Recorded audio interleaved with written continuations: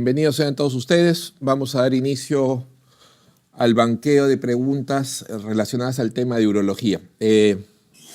Como siempre se les ha dicho, a estas alturas lo que necesitamos es tener bastante prestancia y estar completamente conscientes de que en este tipo de pruebas lo que necesitamos es no fallar. Sobre todo es eso. Entonces, el mejor consejo que les puedo dar es inviertan unos segundos más para poder evaluar todas las alternativas. Lean todas las preguntas. Así, ustedes crean que la alternativa correcta es la letra A, no se aloquen en marcar. Inviertan un par de segundos más y una vez que evalúen todas las alternativas posibles y estén completamente seguros, ese es el momento preciso para llegar a la respuesta correcta. Entonces, arrancamos. Pregunta número 1. Varón que padece un dolor escrotal y síndrome miccional con disminución del dolor si se eleva el testículo afectado. Aquí entramos en lo que llamamos síndrome de dolor testicular agudo. Y cuando entro en esta situación, los dos diagnósticos principales que debemos tener al frente o estar observando son la torsión testicular o, de otro lado, la orcoepididimitis. Entonces, resulta sumamente fácil confundirse si es que uno no tiene los conceptos claros. Entonces, cuando me refiero a conceptos claros, me refiero a que existen diferencias bastante marcadas entre uno y otro, pero lo principal es que recuerden que el tratamiento para cada una de estas patologías es completamente diferente. Cuando yo tengo un paciente con torsión testicular, el tratamiento correcto es quirúrgico. Y si yo retraso esa cirugía, evidentemente veré comprometido el pronóstico del órgano testicular. De otro lado, la orcoepididimitis es un proceso inflamatorio infeccioso que tiene como tratamiento final la administración de antibióticos y analgésicos. Si yo confundo los diagnósticos y por ende doy otro tipo de tratamiento, evidentemente podría haber seriamente comprometida la viabilidad del testículo. Vamos a resumirlo de la manera siguiente. Cuando yo tengo un paciente con torsión testicular, ¿cómo es el dolor? El dolor es de inicio súbito. Suele no haber antecedente inmediato. El dolor suele ser tan intenso que al niño incluso lo puede levantar después de haber estado dormido. ¿Cómo inicia el dolor en un paciente con orcoepididimitis? Este es un proceso inflamatorio infeccioso que va avanzando de a pocos. El paciente tiene incluso antecedentes de haber tenido molestias urinarias previas. Oye, hace algunos días atrás tenía irritación para orinar, iba al baño constantemente y el dolor no suele ser tan marcado. ¿Qué otra cosa más vemos en la torsión testicular? Doctor, hay un compromiso bastante más marcado. El dolor es intenso, no suele haber fiebre porque no es un proceso infeccioso, a diferencia de lo que podría haber en una orcoepididimitis. Y el tratamiento como tal ya lo mencioné. Hay algunos puntos que son los que ustedes tienen que tener en la cabeza. ¿Cuáles son ellos? Sobre todo la manipulación o los exámenes auxiliares o el examen físico que deben realizar en este tipo de pacientes. Entonces, aquí hay dos conceptos sumamente claros e importantes. Si ustedes logran memorizar ellos, les estoy completamente seguro que van a tener una certeza cercana al 100% para poder llegar a un diagnóstico certero o correcto. ¿Qué es lo que tenemos? Muy bien. Entonces, en una orquitis, lo que vamos a ver es lo siguiente. Voy a volver a explicarlo más adelante. Hay un incremento en el volumen del testículo. Hay una infección o una inflamación que hace que con ello el testículo pese más. En una torsión testicular, lo que voy a encontrar es un compromiso del cordón como tal con disminución del flujo sanguíneo hacia el teste. Debemos recordar que este cordón lleva consigo una arteria, una vena, nervio, el conducto deferencial por donde van a salir los espermatozoides, pero también tiene un nervio. Este nervio inguinofemoral es el que le va a dar la sensibilidad al testículo. Entonces, cuando yo tengo un paciente con orcoepididimitis, debo recordar que al tener un mayor peso del testículo, el nervio, este nervio iloinguinal o genitofemoral, se va a traccionar hacia abajo. ¿Producto de qué? Producto del peso del testículo. ¿Qué es lo que va a suceder? Mientras más pese el testículo, más se va a traccionar este nervio y por ende va a haber mayor cantidad de dolor. PREN nos dice, doctores, si ustedes no logran discernir cuál es el diagnóstico definitivo, lo único que tienen que hacer es colocar su manito por debajo del teste y levantarlo.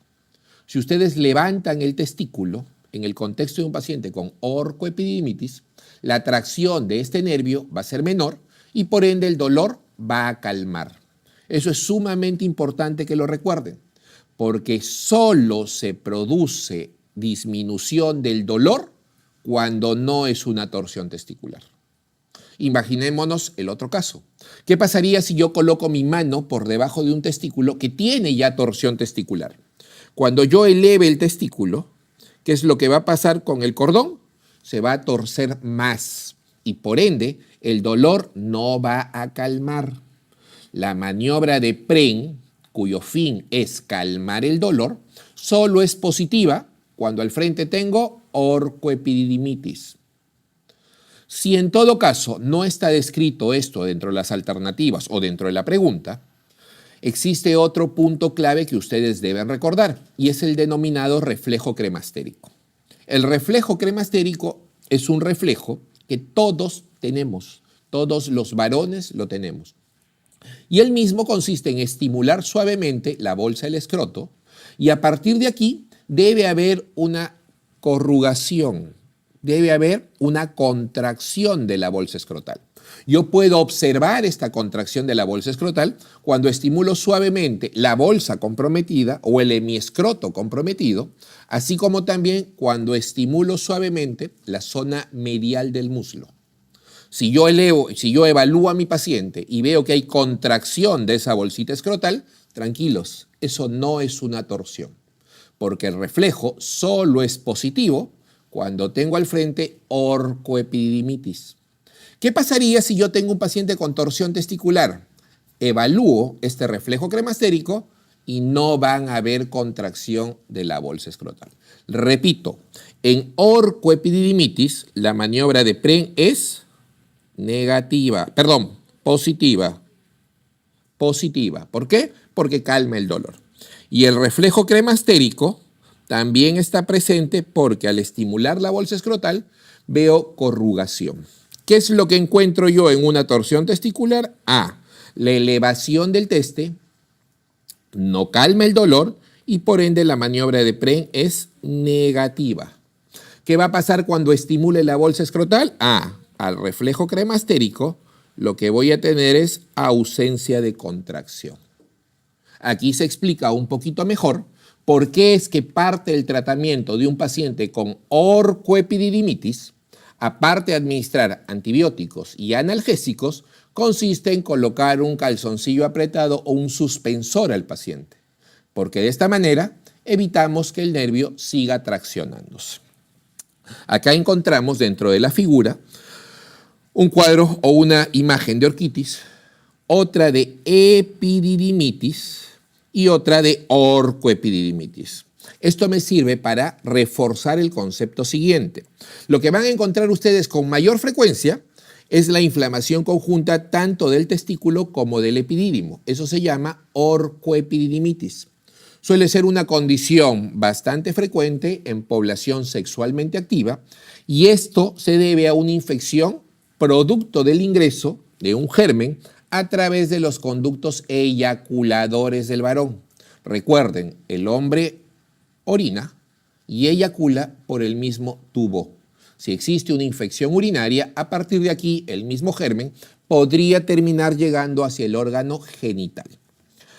La epididimitis es una infección solo del órgano epididimario. ¿Qué es el epidídimo, doctor? Es aquella estructura que se encuentra adosada a la cara posterolateral del testículo y que sirve como órgano de capacitación de los espermatozoides. ¿Qué significa esto?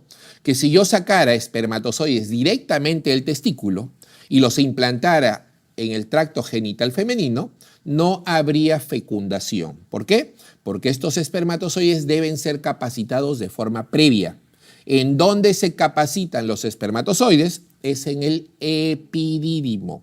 En nuestro medio, cuando encontramos una infección del epidídimo, más aún solo en la cola del epidídimo, incluso con secreción pustulosa a través de la pared escrotal, debe indicar la posibilidad de tuberculosis genital hasta que demostremos lo contrario.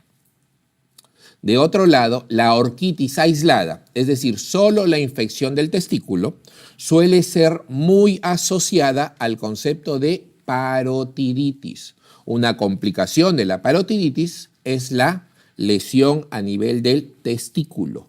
Recordemos, cuanto más organizado se encuentre el parénquima testicular, la papera o la parotiditis van a ocasionar mayor daño al órgano testicular.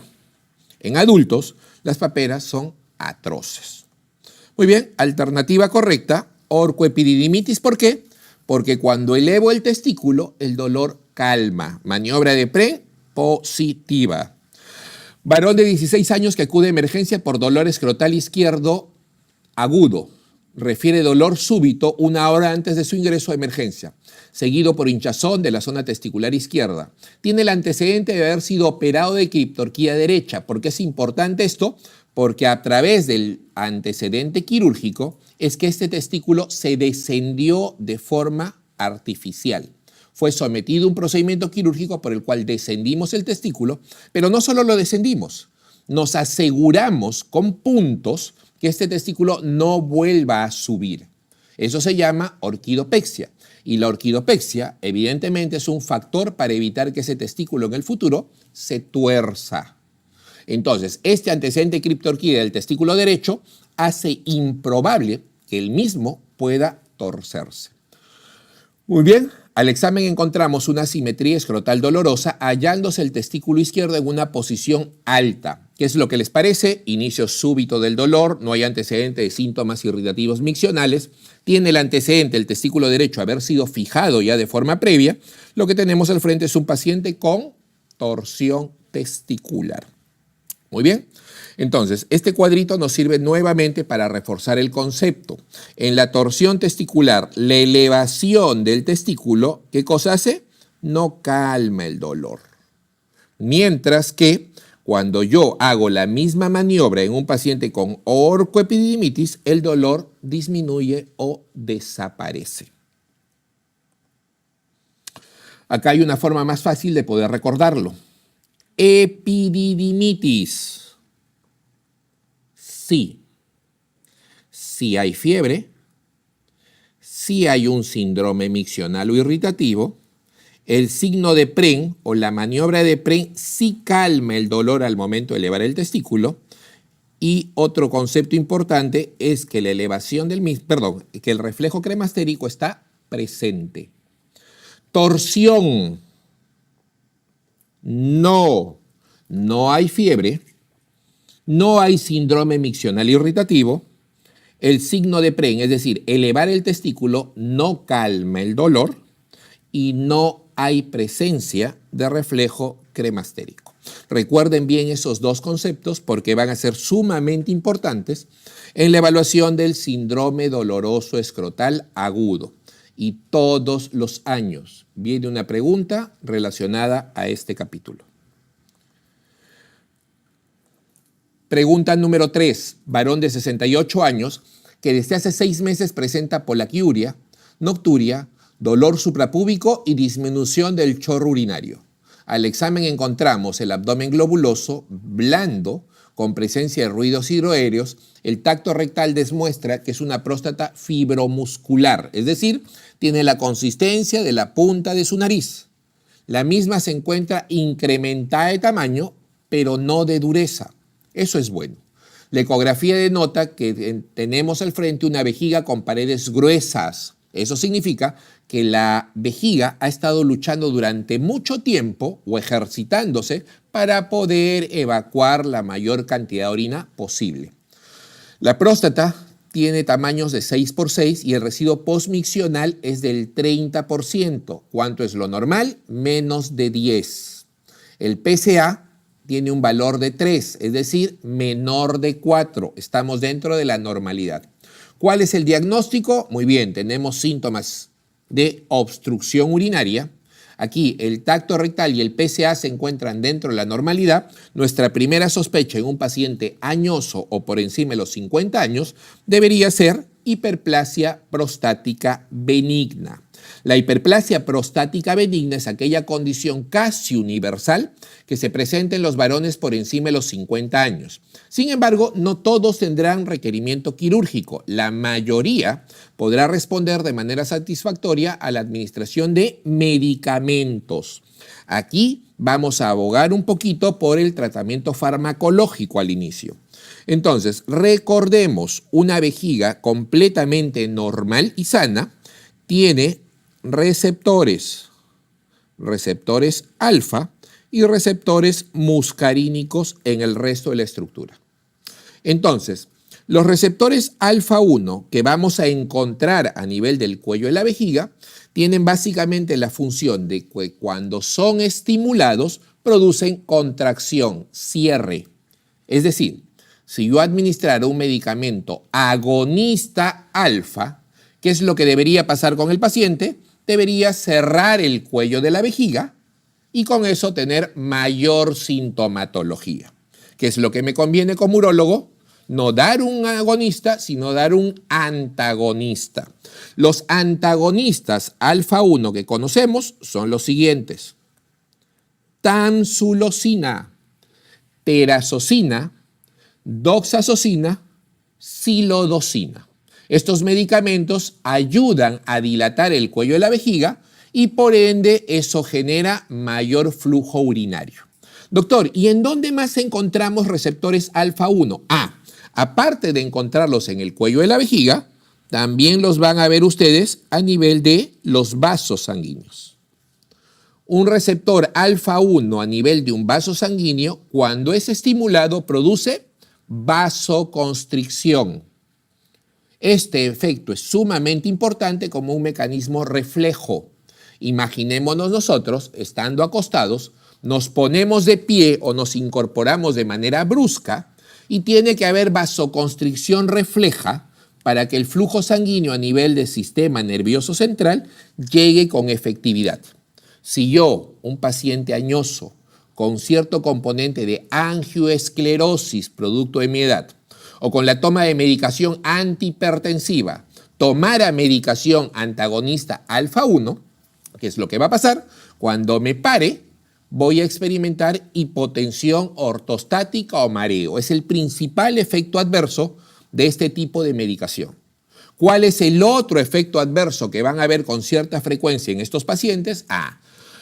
Como se apertura o como se dilate el cuello de la vejiga, lo que vamos a ver es que cuando el varón eyacule, ya no va a eyacular hacia adelante, sino todo el líquido eyaculado irá hacia la vejiga. Aquí hay menos presión y eso se llama eyaculación retrógrada. Es un efecto bastante frecuente en los pacientes que toman este tipo de medicación.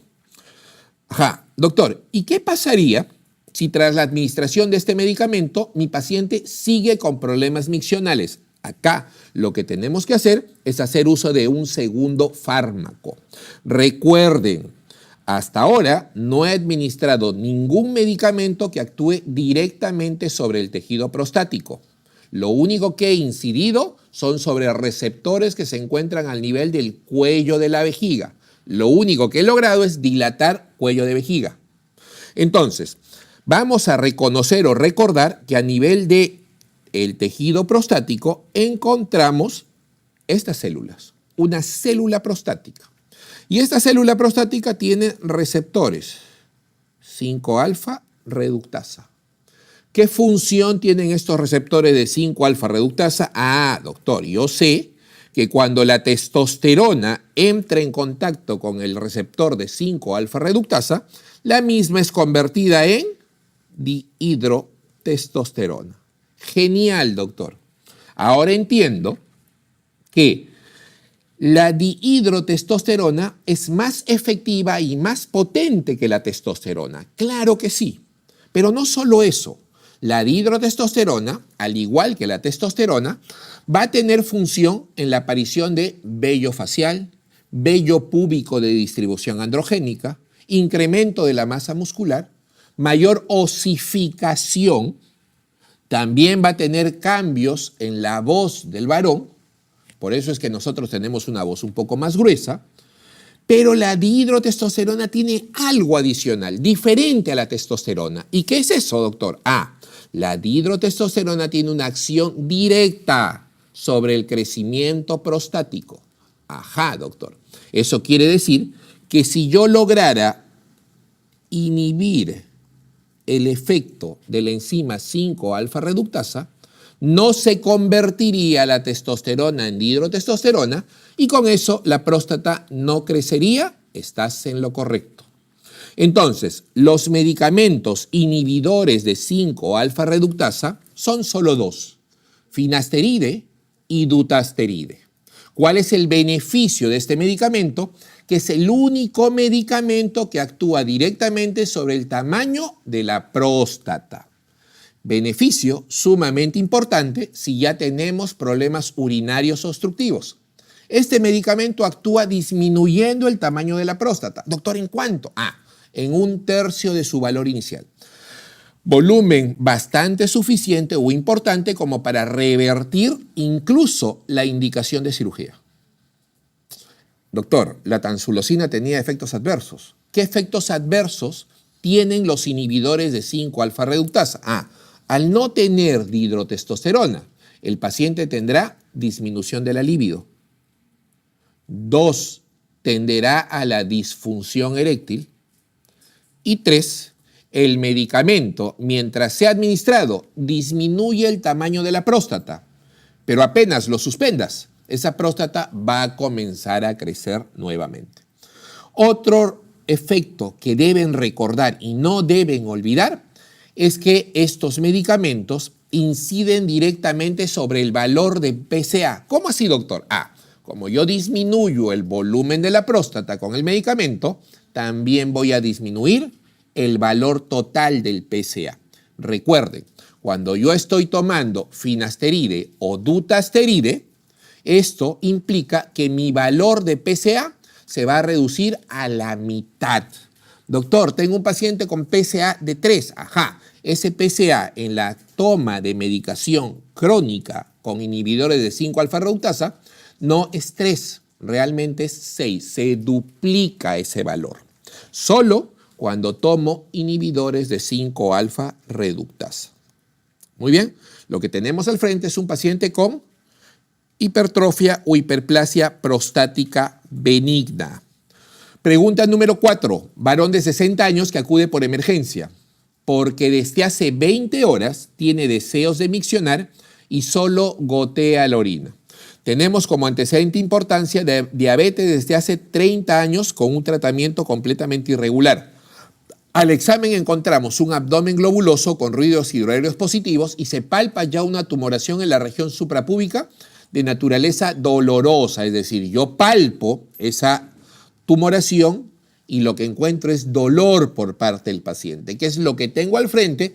Lo que tengo al frente es un globo vesical. Para que un paciente pueda orinar de manera adecuada, tienen que darse 2 eventos: tracto urinario, uréteres, vejiga y uretra. En el caso de las mujeres, la uretra es corta y en el caso del varón es bastante más larga. Esa es la única diferencia que existe entre el tracto urinario masculino y femenino.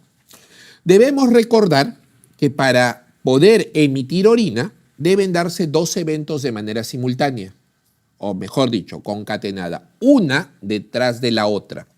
El primero de ellos, reconocemos que aquí, en esta posición, existe una compuerta.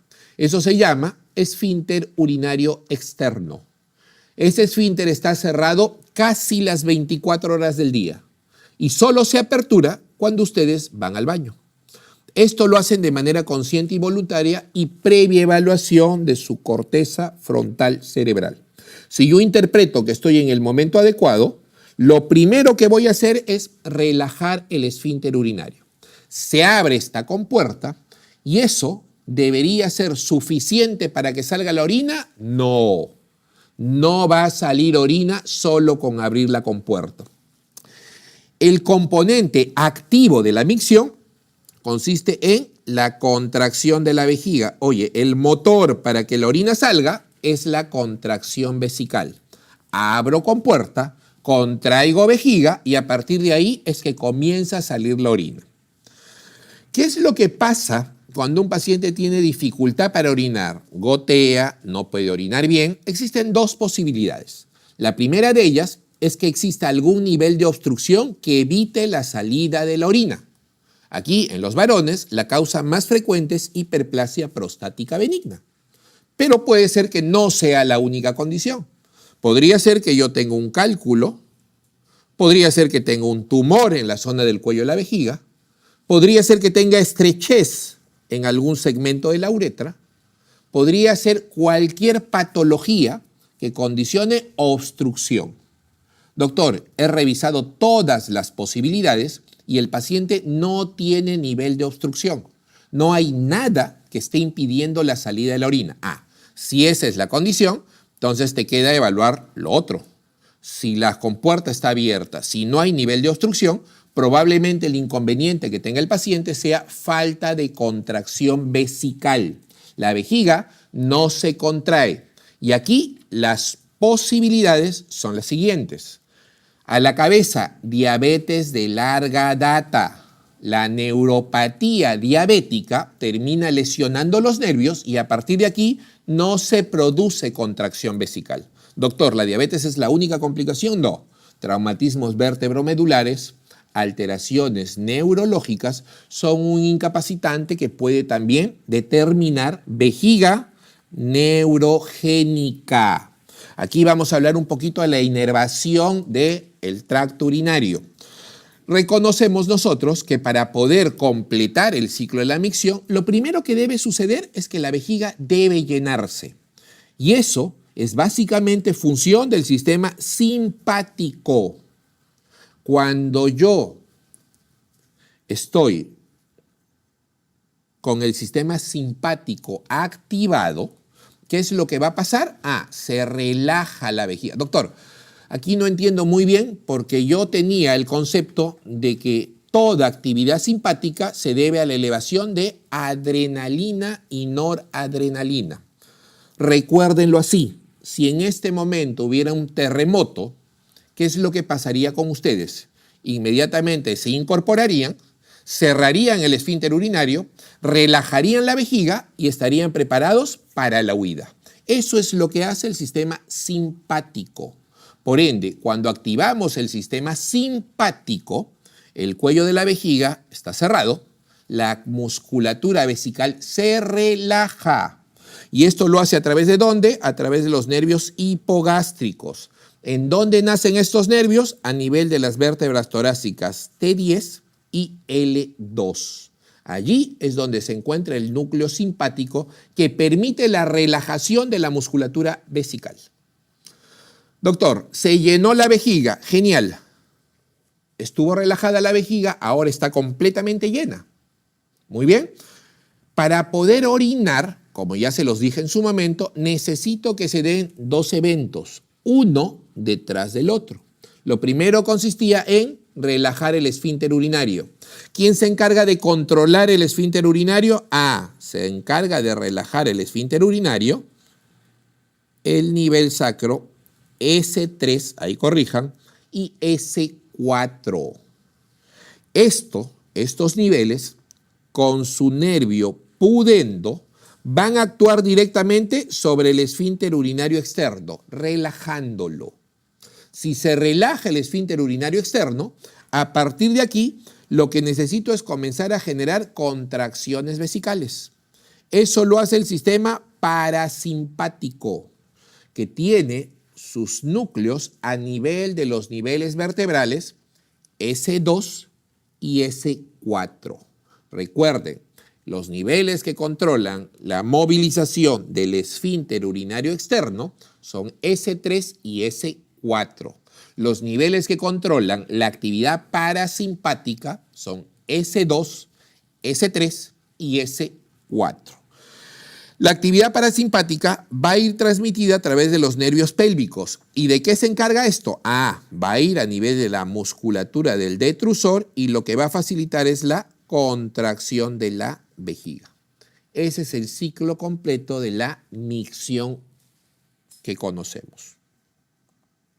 Muy bien, lo que tenemos es un paciente que tiene alteración nerviosa a partir de un antecedente diabético mal controlado. Eso se llama vejiga neurogénica. Perdió su capacidad para poder contraerse. Por eso es que el paciente tiene una retención urinaria. 5. Lactante de 30 días que presenta escroto derecho vacío desde el nacimiento. A su vez, el testículo izquierdo sí es palpable en la bolsa escrotal. Encontramos de otro lado que en el perineo hay una tumoración ovoidea, no dolorosa, como si fuera el testículo. Muy bien, este corresponde efectivamente al testículo del lado derecho. ¿Cuál es el diagnóstico más probable? Ajá, cuando yo tengo un paciente con ausencia de testículo en la bolsa escrotal, diré que tengo dos opciones. La primera de ellas, o el testículo todavía no ha descendido, pero se encuentra en el camino correcto para llegar al escroto, o caso contrario, el testículo se ha perdido en este camino y es más, ni siquiera está en el camino correcto. Aquí las dos situaciones que debemos evaluar son las siguientes. Si yo tengo un paciente que tiene el testículo que está en el camino hacia el escroto, está en la misma línea que lo va a llevar hacia la bolsa escrotal, eso se denomina criptorquidia. Podría ser que el testículo termine de descender, como podría ser que no lo haga, pero está en el camino correcto. Versus la otra posibilidad. La otra posibilidad es que el testículo se haya perdido, no esté en el camino correcto. Eso lo conocemos nosotros como ectopia testicular. Si yo tengo un paciente con criptorquidia, lo que yo debería hacer es esperar que este testículo baje. Y si es que no lo logra hacer hasta los 2 años de edad, tendrá indicación para operarlo y terminar ese descenso que no se pudo concretar. Sin embargo, cuando yo tengo un paciente con ectopia, es decir, el testículo no está en el camino, así espere, ese testículo jamás llegará a la bolsa escrotal. ¿Cuál es el tratamiento? Evidentemente quirúrgico. Aquí no voy a esperar los 2 años, porque así espere ese tiempo, evidentemente el testículo jamás llegará al sitio correcto. Alternativa correcta, ectopia testicular.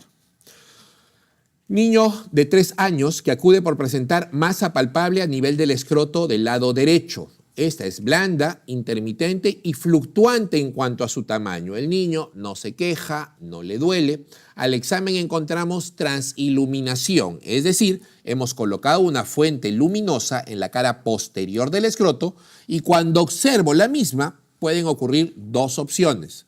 La primera es que sobre la cara anterior se vislumbre la fuente luminosa, es decir, pasa la luz. Si pasa la luz es porque el contenido es líquido claro. Y aquí solo existe una posibilidad, no hay otra, es un hidrocele. O la otra opción es que cuando yo coloque la fuente luminosa en la cara posterior, no logre ver la luz en la cara anterior del escroto. Aquí sí hay más opciones. ¿Y cuáles son esas? Por ejemplo, la misma orcoepidimitis, un testículo grande. 2, antecedente traumático con expulsión de sangre dentro de la bolsa escrotal, el testículo se rompe, sangra y toda esa bolsa se llena de coágulos, algo que conocemos como hematocele, hernias, porque el contenido también intestinal podría entrar a esta bolsa escrotal, y nunca olviden la posibilidad de tumor testicular. Muy bien, hemos hecho esta actividad o este examen con el paciente y lo que encontramos es que hay líquido claro, es decir, la transiluminación es positiva. En un niño en el cual la bolsa escrotal tiene variación según la actividad del niño o según el transcurrir de las horas, eso solo significa una cosa, que la comunicación entre la cavidad abdominal y la bolsa escrotal está abierta. ¿Cómo se llama ese conducto? Ese conducto se llama conducto peritoneo vaginal y es el canal que permitió en la época embrionaria el pasaje del testículo hacia la bolsa escrotal. Doctor, ese descenso del testículo, ¿cuándo debió de haberse completado? Debió de haberlo hecho a partir de la semana 32 de gestación. Cuando el niño estuvo en la cavidad o en el vientre de la madre, a partir de la semana 32 hay un pico bastante marcado de gonadotrofina coriónica. Esta gonadotrofina coriónica es finalmente la que termina empujando al testículo para que entre hacia la bolsa escrotal. Si un niño nace antes de las 32 semanas, no va a ser expuesto a este pico de secreción de gonadotrofina coriónica y por ende puede ser que el testículo no descienda. ¿En quién es más frecuente la criptorquidia? En pacientes pretérmino. Muy bien. 7. Varón de 65 años que presenta en la región testicular un bulto.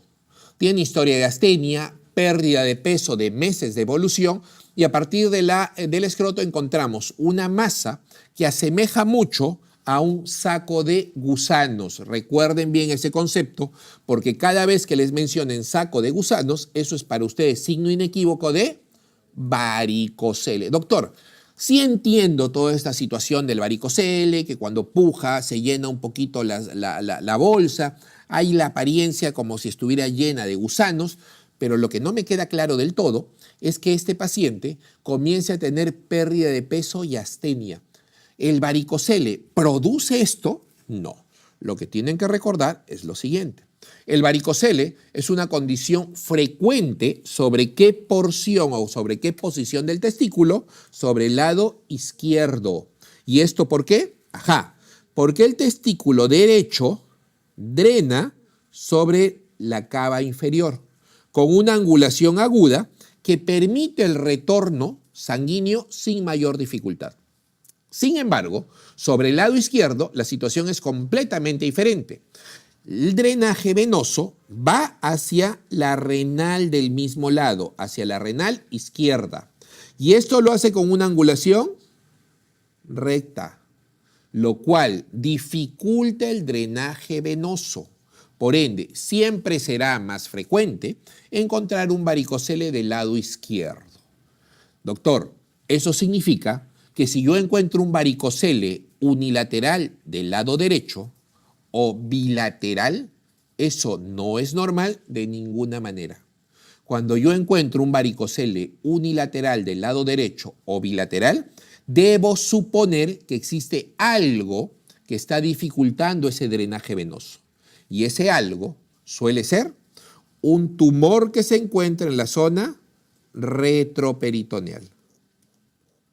Siempre que encuentren un varicocele derecho, unilateral o bilateral, están obligados a descartar tumor retroperitoneal. Doctor, ¿y por qué es tan importante hablar de varicocele? ¿Le da tanta importancia? 1, es una condición que suele preguntarse con bastante frecuencia. Y 2, es la principal causa de infertilidad en varón joven. Por eso es importante poder hacer un diagnóstico preciso y el tratamiento. El tratamiento es eminentemente quirúrgico cuando existen criterios para pensar que va a llevar a la atrofia del testículo. Doctor, pero cuando yo tengo un varicocele, ¿solo se malogra el testículo comprometido? La pregunta es muy buena y lo que tendré que decirte es que cuando tú tienes un estado inflamatorio crónico de un testículo, lo que se van a producir son anticuerpos antitesticulares. Estos anticuerpos, al ser de diseminación sistémica, porque van a recorrer por todo el organismo, finalmente van a terminar afectando el testículo contralateral. 8. Un varón presenta tras un sondaje urinario dolor lumbar, tiritona de inicio brusco y al tacto rectal encontramos una próstata grande o agrandada, caliente y sumamente dolorosa. Es decir, el tacto rectal ha sido un martirio para el paciente. Lo primero que deben reconocer es que cuando yo tengo un paciente con estas características, con un dolor perineal tan intenso, o que al masaje o que al tacto rectal encuentre una próstata caliente y dolorosa, su primera sospecha diagnóstica tiene que ser la de una prostatitis aguda. Y aquí lo que deben recordar es que en la prostatitis aguda hay dos cosas que jamás deben hacer. La primera de ellas es que nunca deben realizar sondaje a un paciente que tiene prostatitis aguda. Si no puede orinar, lo ideal en este tipo de pacientes sería realizarle una talla vesical o cistostomía suprapúbica, así se llama, para derivar la orina y que el paciente pueda orinar. Si ustedes le colocan la sonda, ¿qué es lo que va a pasar con el paciente? Va a entrar en un cuadro séptico. Doctor, ¿y qué otra cosa más no debo hacer en un paciente con prostatitis aguda? Jamás debes realizar masaje prostático, porque este masaje podría comenzar a generar émbolos sépticos y tu paciente podría terminar con un cuadro de urosepsis. Jamás masaje prostático ni colocación de sonda Foley. Un varón con 37.3, ¿fiebre? No, no es fiebre. Presenta disuria, ardor para orinar, urgencia miccional y dolor suprapúbico. ¿Cuál es el diagnóstico más frecuente o más probable? Es un cuadro de irritación de vía urinaria baja que no tiene fiebre. En cristiano, infección urinaria baja. ¿Qué cosa es eso? Cistitis aguda. 10. Diagnóstico tentativo si un varón de 40 años refiere cistalgia. Hay dolor vesical, polaquiuria intensa que no ha cedido a las terapias convencionales. Probablemente he dado analgésico urinario, probablemente pensando que es una infección, di antibiótico. Pensé incluso en la posibilidad de tuberculosis. Le saqué una baciloscopía, le saqué un estudio para descartar beca en orina, todo negativo. ¿Podríamos pensar en la posibilidad de cáncer? Claro que sí.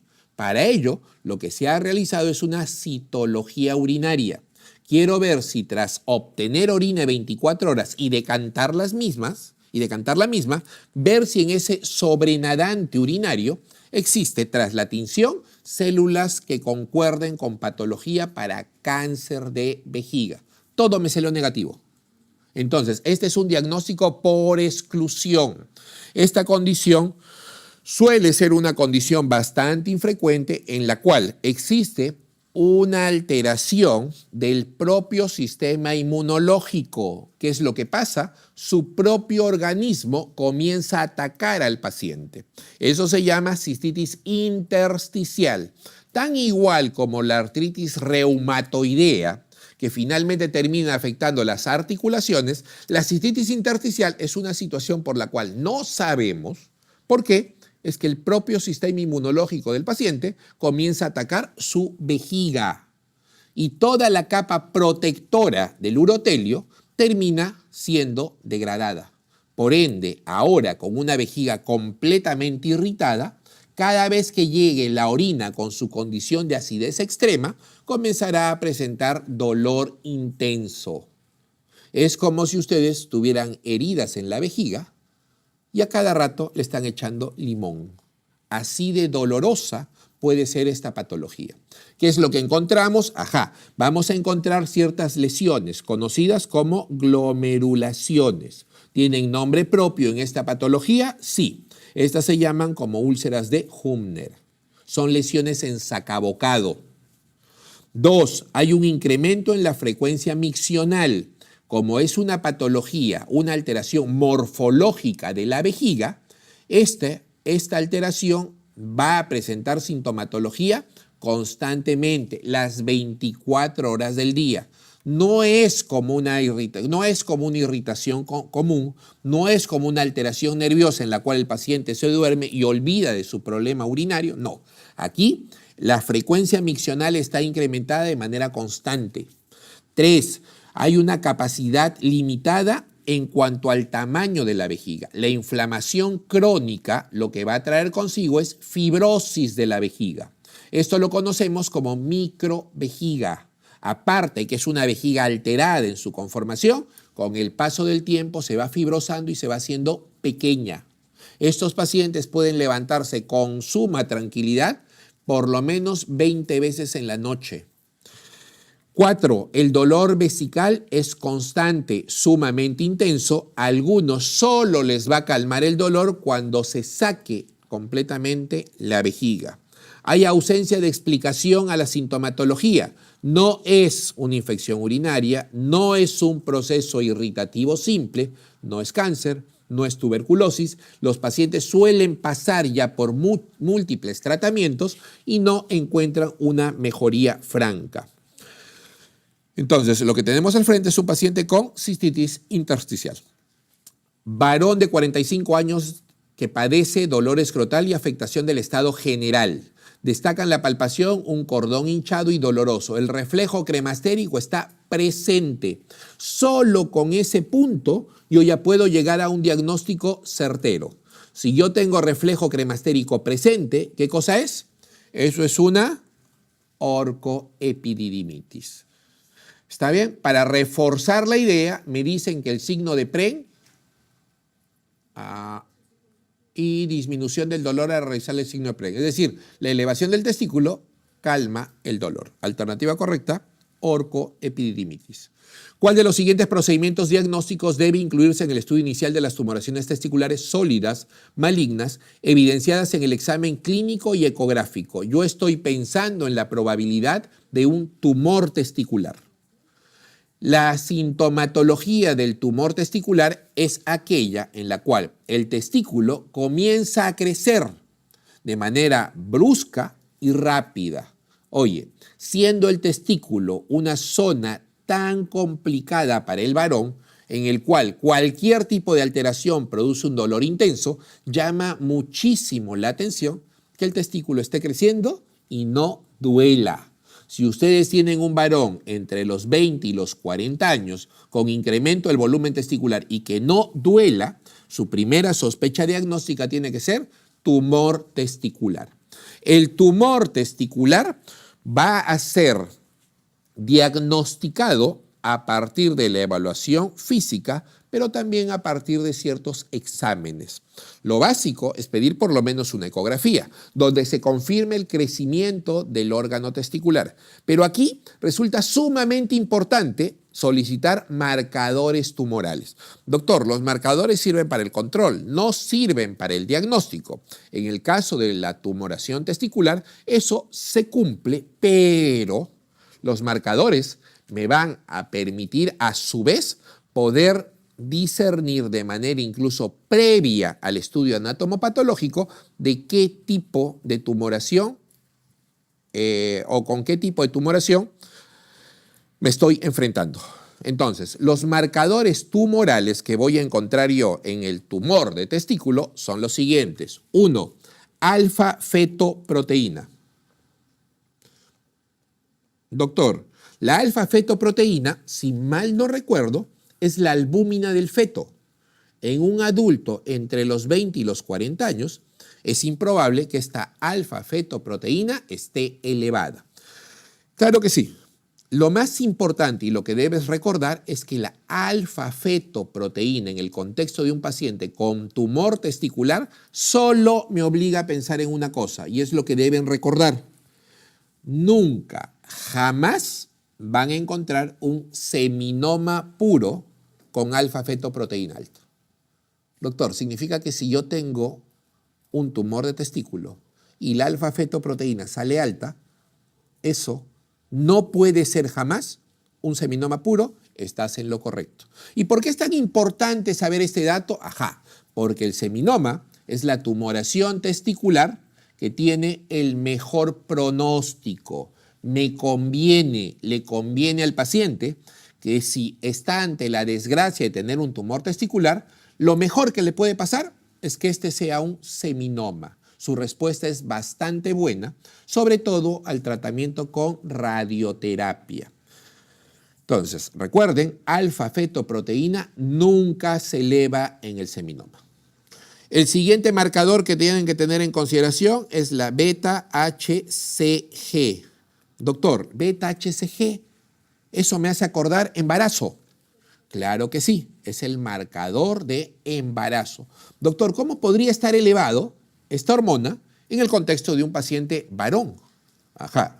Entonces, debes recordar que cuando yo tengo beta HCG elevada en el contexto de un paciente con tumor testicular, eso me induce a pensar fuertemente en la probabilidad de coriocarcinoma. Coriocarcinoma. Doctor, ese es un tumor de tipo no seminomatoso. Pero además de eso, recuerdo yo que el coriocarcinoma es la tumoración más agresiva que existe. ¿Y esto por qué? Porque todos o la gran mayoría de los tumores testiculares tienen diseminación linfática, van por canales linfáticos. El coriocarcinoma es el único tumor testicular que su diseminación lo hace a partir de la vía hematógena, va por sangre y por ende rápidamente puede llegar a pulmón y cerebro. 3-DHL o LDH. Doctor, esta es una enzima intracelular. Yo recuerdo claramente que esta se encuentra dentro de la célula y me pongo a pensar, si yo tengo un paciente con un tumor testicular en el cual existe elevación de la LDH, eso significa solo una cosa, que ha habido ruptura de células, es decir, lisis celular. Y si se rompieron las células, eso va más de la mano con metástasis, actividad tumoral altamente replicativa. Tener un paciente con un tumor testicular y una LDH alta obliga a pensar que esta es una tumoración de crecimiento rápido. Vuelvo a recordar, alfa-fetoproteína nunca en seminoma puro, beta-HCG va de la mano con coriocarcinoma, y LDH, tengan cuidado porque probablemente este tumor está avanzando rápido. Vamos a hablar un poquito más acerca de los tumores testiculares. Los tumores testiculares obviamente van a ubicarse o van a partir, van a nacer de la zona testicular. Eso es un tumor testicular primario. Doctor, ¿significa que también pueden llegar tumores hacia el testículo? Sí. Las metástasis hacia el testículo se pueden presentar, sobre todo en quienes, en pacientes varones mayores de 50 años, de etnia afroamericana y más aún cuando la presentación es bilateral. Oye, cuando yo tengo un tumor de testículo en un varón de 20 a 40 años, piensa que el tumor se originó en el testículo, es un primario. Pero si yo tengo un varón mayor de 50 años con bilateralidad de tumoración y de etnia afroamericana, lo más seguro es que ese tumor no se inició en el testículo. Ha llegado allí como una metástasis a partir de un linfoma. Recuerden, los tumores testiculares pueden provenir de dos zonas. La primera de ellas a partir de las células germinales y la segunda a partir de las células del estroma. ¿Qué significa eso, doctor? Voy a coger hipotéticamente un segmento de este testículo y lo voy a agrandar.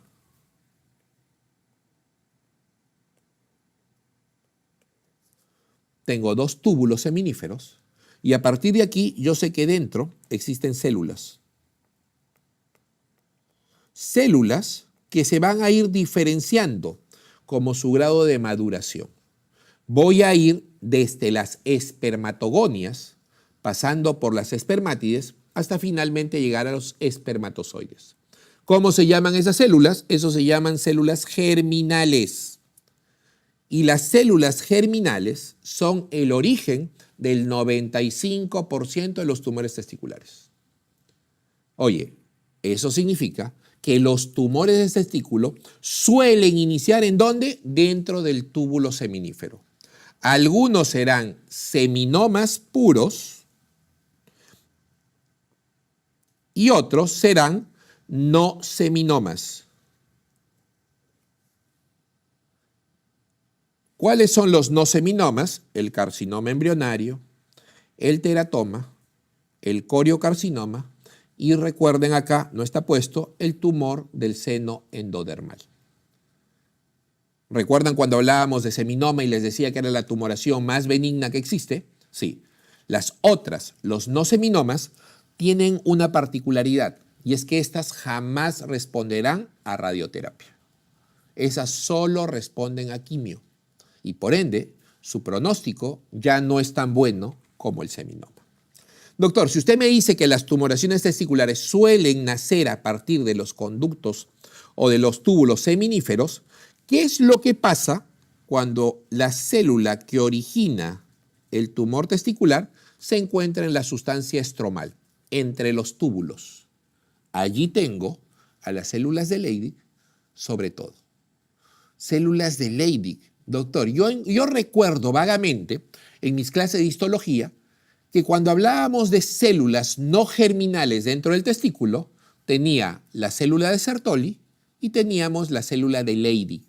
La célula de Sertoli, con S de sustento, es una célula sustentacular. Es la célula que se encarga de darle sostén a las células germinales. Las células de Leydig, de otro lado, son las encargadas de la producción de testosterona. ¿Y por qué es tan importante recordar a las células de Leydig? Porque estas células se encuentran en el estroma. Y lo más importante de esto está en que cuando el tumor depende de las células de Leydig, va a haber un incremento marcado en la secreción de testosterona. Doctor, yo estoy pensando que si esta tumoración se presenta en un niño, como suele suceder con este tipo de tumores, al haber una secreción excesiva de testosterona, ¿qué es lo que va a pasar con este niño? Imagínense un niño de 5 años al cual ya le comenzó a crecer la barba, comenzó a tener mayor incremento en la masa muscular, ya le cambió la voz, los huesos ya comenzaron a osificarse de manera marcada y ya comenzó a aparecer vello púbico. Esto es sumamente raro, inusual. Más aún si va asociado a la presencia de una tumoración de testículo. Entonces, cada vez que ustedes encuentren un niño con una tumoración testicular y a este niño ha comenzado a aparecerles cambios de maduración sexual secundarios al incremento de la testosterona, la probabilidad es solo una. Están ustedes frente a un tumor de las células de Leydig y eso ya ha sido preguntado múltiples veces. Alternativa correcta, la letra E. Dosaje de alfa-fetoproteína, gonadotrofina coriónica humana más LDH. Eso es lo que deben pedir en un paciente con tumoración de testículo. El nivel alto del marcador tumoral alfa-fetoproteína sugiere la presencia de ¿qué? Tumor de testículo. Y si está alta la alfa-fetoproteína, eso no puede ser de ninguna manera un seminoma puro. Varón de 80 años con diagnóstico de cáncer prostático con clasificación de Gleason, con G de gato, corrijan. Gleason de 6, enfermedad en etapa temprana, tumor de pequeño tamaño, es decir, establecido a partir ya de una biopsia, y en el cual se espera que la supervivencia del paciente sea menor a 10 años. 80 años, ¿ustedes creen que va a vivir más de 10? Es poco probable. Entonces, a partir de aquí diremos lo siguiente: el tratamiento del cáncer de próstata depende de su estadiaje. ¿Qué significa eso, doctor? Estadiaje. Significa lo siguiente. Significa que cuando yo tengo un cáncer de próstata se pueden presentar estos 4 casos. Próstata.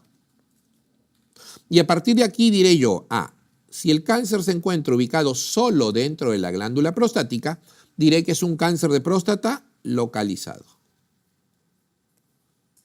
Si el cáncer de próstata, iniciando en la glándula, comenzó a expandirse y ya salió a estructuras cercanas como cuello de vejiga o vesículas seminales, diré que este es un cáncer de próstata localmente avanzado.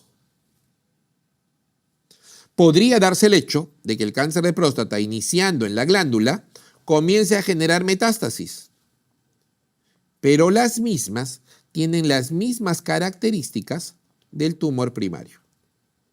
Este es un cáncer de próstata metastásico, pero todavía hormonosensible, que significa que va a responder a tratamiento hormonal. Y finalmente, podría darse el hecho de que teniendo una tumoración prostática que inició en la glándula, Esta ya generó metástasis, pero, oh sorpresa, las metástasis no guardan las mismas características que el tumor inicial. Ya es un tumor metastásico, hormono resistente. Ya no tiene sentido administrarle hormonas porque ya no va a responder a las mismas. Vamos a explicarlo mejor. Recuerden, localizado, está dentro de la glándula, localmente avanzado, ya salió pero cerquita, metastásico al inicio, tiene todavía respuesta al tratamiento hormonal, y metastásico pero hormonoresistente, ya hay muy poco que hacer. Veamos lo siguiente. Entonces, cuando yo tengo un cáncer de próstata localizado, tengo opciones de tratamiento. La primera de ellas sería operar al paciente y sacar toda la glándula prostática más ganglios aledaños.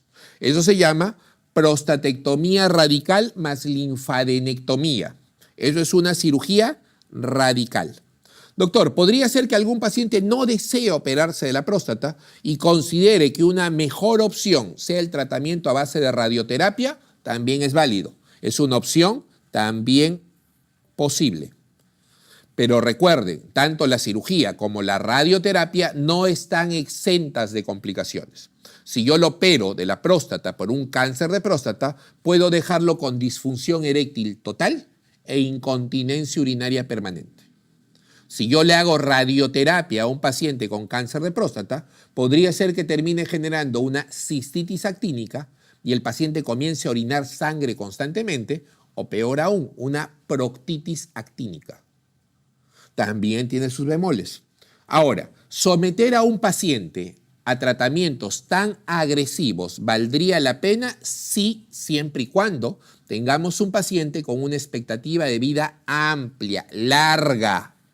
Pero si yo ya tengo un varón de 80 años que tiene una pobre expectativa de vida, es decir, no esperamos que viva más de 10 años, y mejor aún para él, el cáncer de próstata es un cáncer de próstata de bajo volumen y con un Gleason de 6, puedo decir yo que es un cáncer de próstata no agresivo.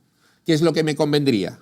¿Operarlo, hacer radioterapia o simplemente observarlo? Evidentemente. Para aquellos casos en los cuales ya el cáncer salió de la próstata pero está en estructuras muy cercanas, el tratamiento es modal, o sea, tenemos varias etapas que cumplir para poder hacer del tratamiento 100% efectivo. ¿Qué es lo que voy a hacer? Voy a iniciar con tratamiento hormonal. Una vez que sensibilice a esas células, inmediatamente le ofertaré radioterapia. Doctor, ¿ya no lo opera? No. La opción de curación se perdió en el momento en el que el paciente experimentó salida de las células neoplásicas de la glándula prostática. Doctor, y cuando yo tengo un paciente con cáncer de próstata metastásico, pero aún sensible a tratamiento hormonal, ¿qué es lo que yo podría ofertarle? Tengo que hacer tratamiento hormonal, y cuando me refiero a tratamiento hormonal significa que lo que yo voy a intentar lograr es disminuir los niveles de testosterona. ¿A cuánto? A 0, lo más bajo posible. Y doctor, ¿por qué hace eso? Recordemos que la glándula prostática genera su crecimiento a partir de testosterona. Si yo logro disminuir esos niveles de testosterona, debo inicialmente controlar el cáncer de próstata. Doctor, ¿cómo puede hacer eso? Lo puedo hacer de dos maneras. La primera es, le retiro los testículos al paciente y con ello debo recordar lo siguiente. Doctor, los testículos producen el 95% de testosterona, pero las glándulas suprarrenales producen el 5% restante. Doctor, si usted quiere hacer un tratamiento quirúrgico, ¿qué es lo que va a hacer? Le va a sacar los testículos, pero no puede sacarle las glándulas suprarrenales. Eso significa que con tratamiento quirúrgico solo logramos controlar el 95% de la secreción de testosterona. Doctor, ¿no sería mejor administrar un medicamento que bloquee esa testosterona? Claro que sí. Aquí lo que tenemos son análogos de hormona. Los análogos de la LH-RH son medicamentos que van a copar los receptores de testosterona, los van a tapar y de esa manera compiten con la testosterona, haciendo con ello que no pueda actuar la hormona. Ese es el tratamiento para la etapa del tratamiento del cáncer de próstata metastásico hormonosensible.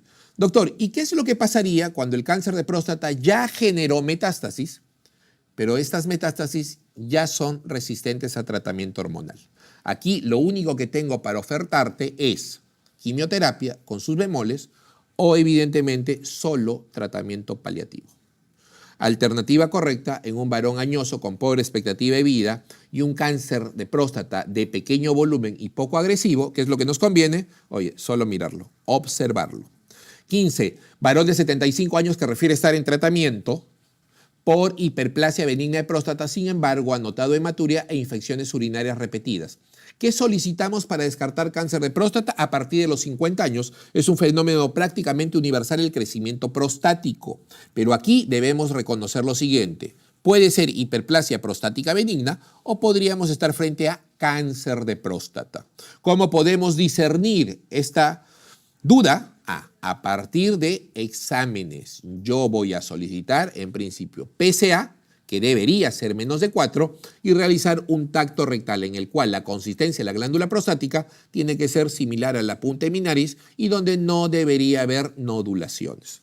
¿Qué voy a hacer? Oye, quiero saber si esto puede ser o no un cáncer. Tengo que hacer uso del PSA. ¿Cuál de las siguientes pruebas? Dime.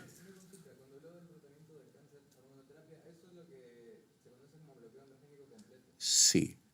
El bloqueo androgénico. Entonces, el bloqueo que hacemos nosotros es, yo te he dicho que se da el tratamiento a base de análogos de LH-RH. Doctor, yo recuerdo que un análogo de la LH-RH lo que va a generar a larga data es incrementar los niveles de testosterona. ¿Cómo podría hacer un fármaco que eleva los niveles de testosterona ser el tratamiento para el cáncer de próstata?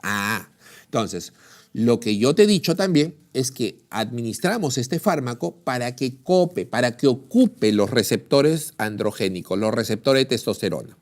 Doctor, eso significa que apenas llegue el medicamento va a llegar al receptor androgénico y lo va a estimular. Doctor, ¿con eso no habría incremento de la sintomatología por el cáncer? Es decir, si tenía problemas obstructivos, tendrá más problemas obstructivos.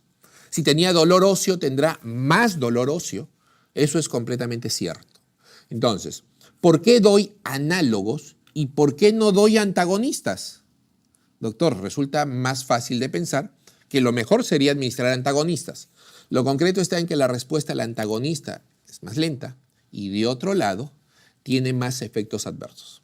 Es más fácil manejar un análogo que termine copando los receptores. El inconveniente es la primera etapa del tratamiento. Cuando yo doy el análogo, va a haber incremento de la sintomatología. Eso, en términos médicos, le llamamos efecto flare-up, efecto llamarada. Cuando comienzo con el tratamiento, oye, el paciente va a ir peor. Doctor, entonces, ¿cómo hacemos para evitar ese efecto de flare-up?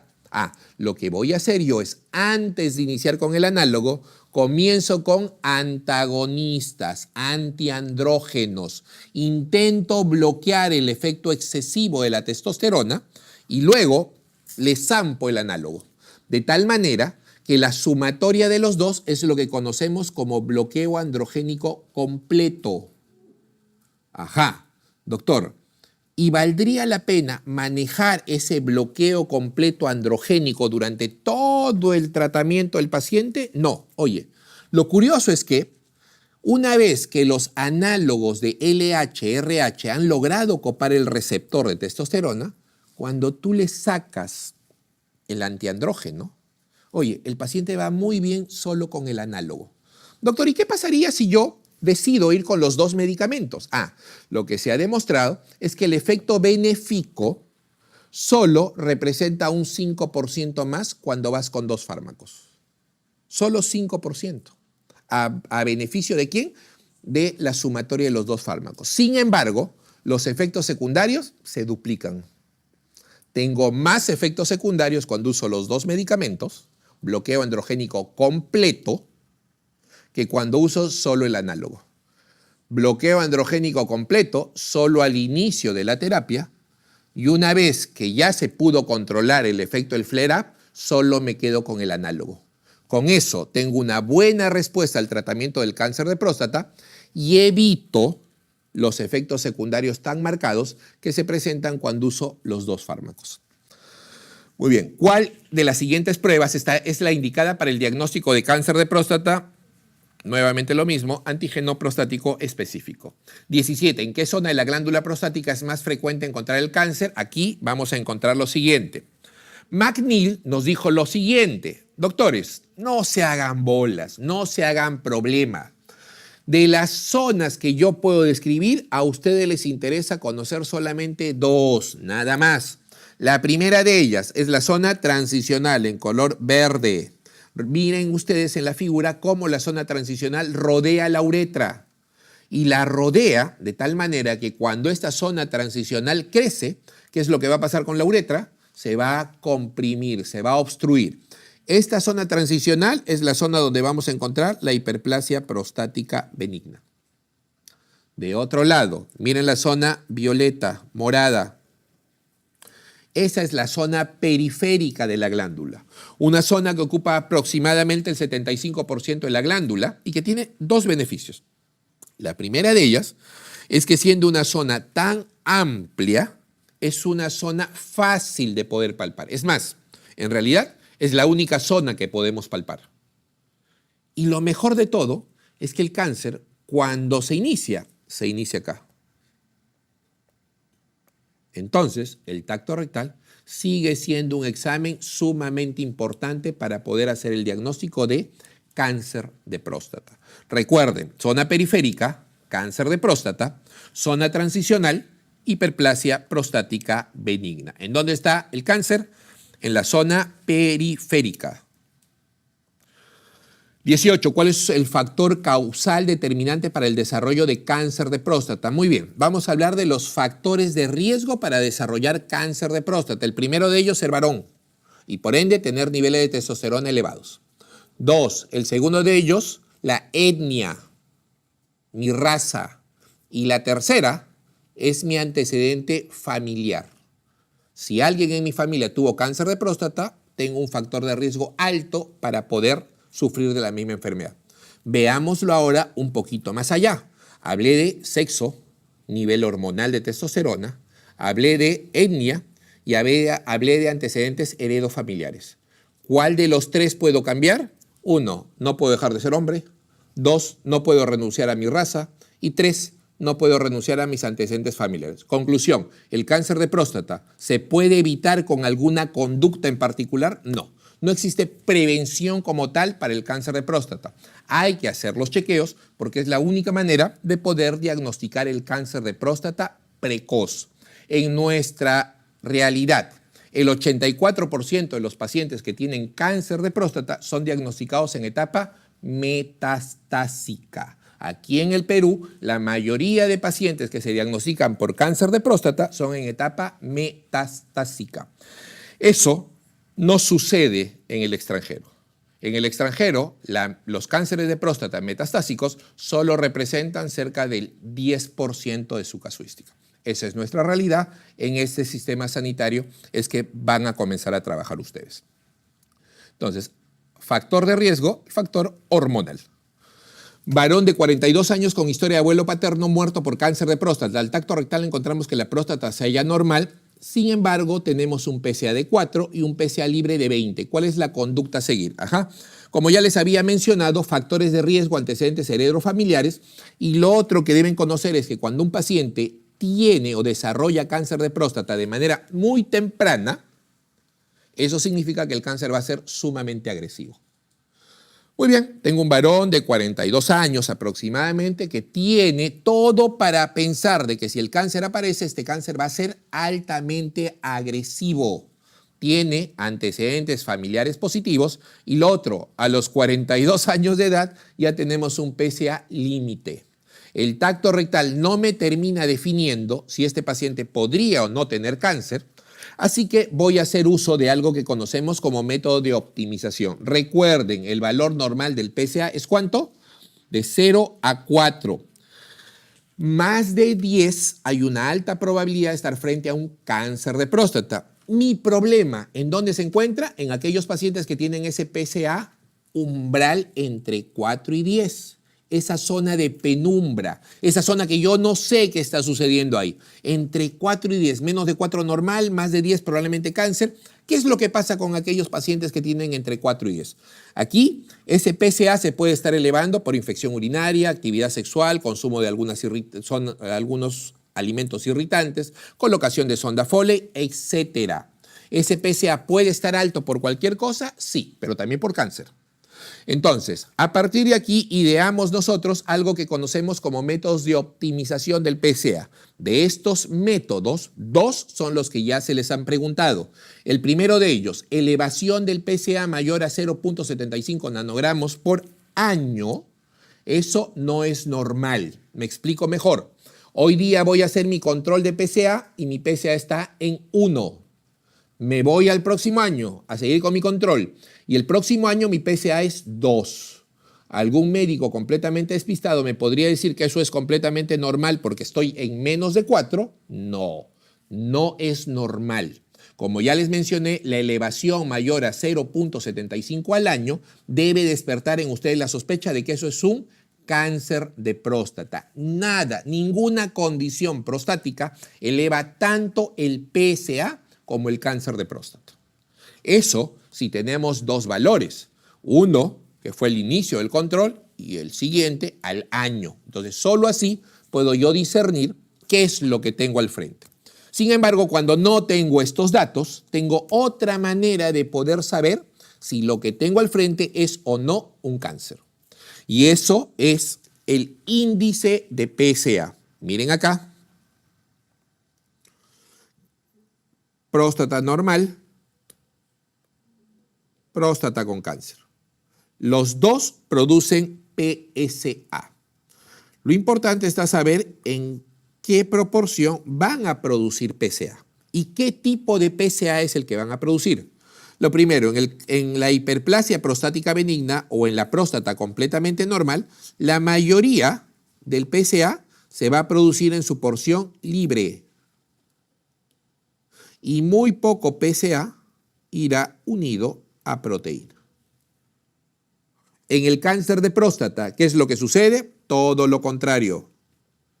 Muy poco PSA libre y muchísimo PSA unido a proteínas. Oye, tal vez esta diferencia que existe entre las 2 porciones de PSA me pueda ayudar a mí para saber si lo que tiene mi paciente es hiperplasia prostática benigna o cáncer de próstata. ¿Qué es lo que nos dice la fórmula? Doctor, lo único que tiene que hacer usted es dividir. ¿Qué es lo que voy a dividir?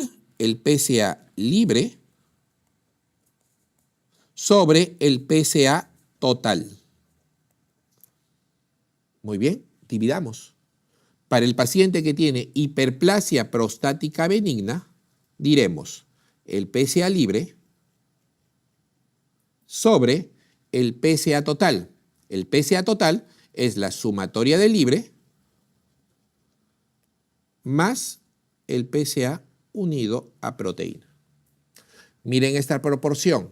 El numerador es prácticamente lo mismo que el denominador. Veamos qué es lo que sucede en el contexto de un paciente con cáncer de próstata. Dividamos PSA libre,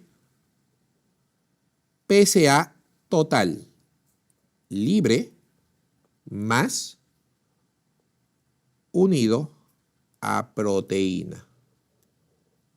Aquí hay una diferencia marcada entre el numerador y el denominador. ¿Qué es lo que va a pasar? En el paciente que tenga hiperplasia prostática benigna, esta división siempre va a ser mayor al 20%. Siempre. Y en el paciente que tiene cáncer de próstata, debido a que el numerador es muy pequeño, esta división siempre será menos del 20%. Ajá, doctor, estoy entendiendo entonces que si esta división es mayor al 20%, es hiperplasia prostática benigna, y si es menos del 20%, es probable que esto sea cáncer. Veamos qué es lo que nos dice la pregunta. La pregunta nos dice que este es un varón de 42 años con factores de riesgo para desarrollar cáncer de próstata. Voy a intentar descartar tacto rectal normal, PSA total 4, límite. No puedo tomar ninguna decisión con ese valor. Por ello, intento optimizar este valor de PSA que tengo. Le voy a pedir un índice de PSA. Voy a hacer la división entre el PSA libre y el PSA total. Y, oh sorpresa, este índice no es menos de 20, pero tampoco es más de 20. Tengo el mismo problema que tuve cuando intenté sacar conclusiones con el PSA total. El PSA total está en el límite, 4, y el índice también está en el límite. Oye, doctor, mejor lo biopsiamos. No, espérate un ratito. La biopsia de próstata es un procedimiento altamente invasivo. Yo, a través de la zona del recto, voy a sacar muestras de tejido prostático a través de punciones repetidas. ¿Qué cosa hay en el recto? Material fecal, alta cantidad de bacterias. ¿Qué es lo que podría generar esto en el futuro? Oye, un cuadro de sepsis que incluso podría comprometer la vida del paciente. Doctor, ¿hay pacientes que se han muerto por biopsia de próstata? Sí. Bajo esta condición, es importante mantener al paciente en controles constantes. Alternativa correcta, tacto rectal anual y PSA a partir de la fecha. Fumigador de 55 años de edad que presenta desde hace 2 meses hematuria, polaquiuria, nocturia, con el antecedente epidemiológico. ¿Cuál es el diagnóstico?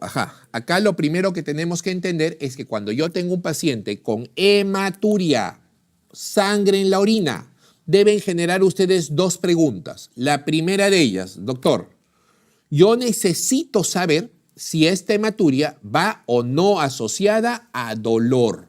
Si yo orino sangre y me duele, oye, probablemente lo que tenga sea un cálculo.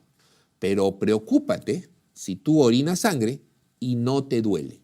Porque si tú orinas sangre y no te duele, es probable que estemos frente a un cáncer de la vía urinaria. ¿En dónde? No lo sé aún, pero no es normal orinar sangre y no tener dolor. Aquí en la pregunta, ¿qué es lo que tenemos? Tenemos un paciente que está orinando sangre y nos habla acerca de dolor. No, en ningún momento nos dice que hay dolor. Sin embargo, sí hay signos de irritación. ¿En dónde? En la vejiga. El orinar constantemente, el tener esa necesidad de ir muchas veces al baño, habla de una irritación de vejiga. Hematuria con irritación vesical y antecedente de fumigador nos habla de la probabilidad de estar frente a un cáncer de vejiga. Aquí lo que necesito que recuerden es lo siguiente.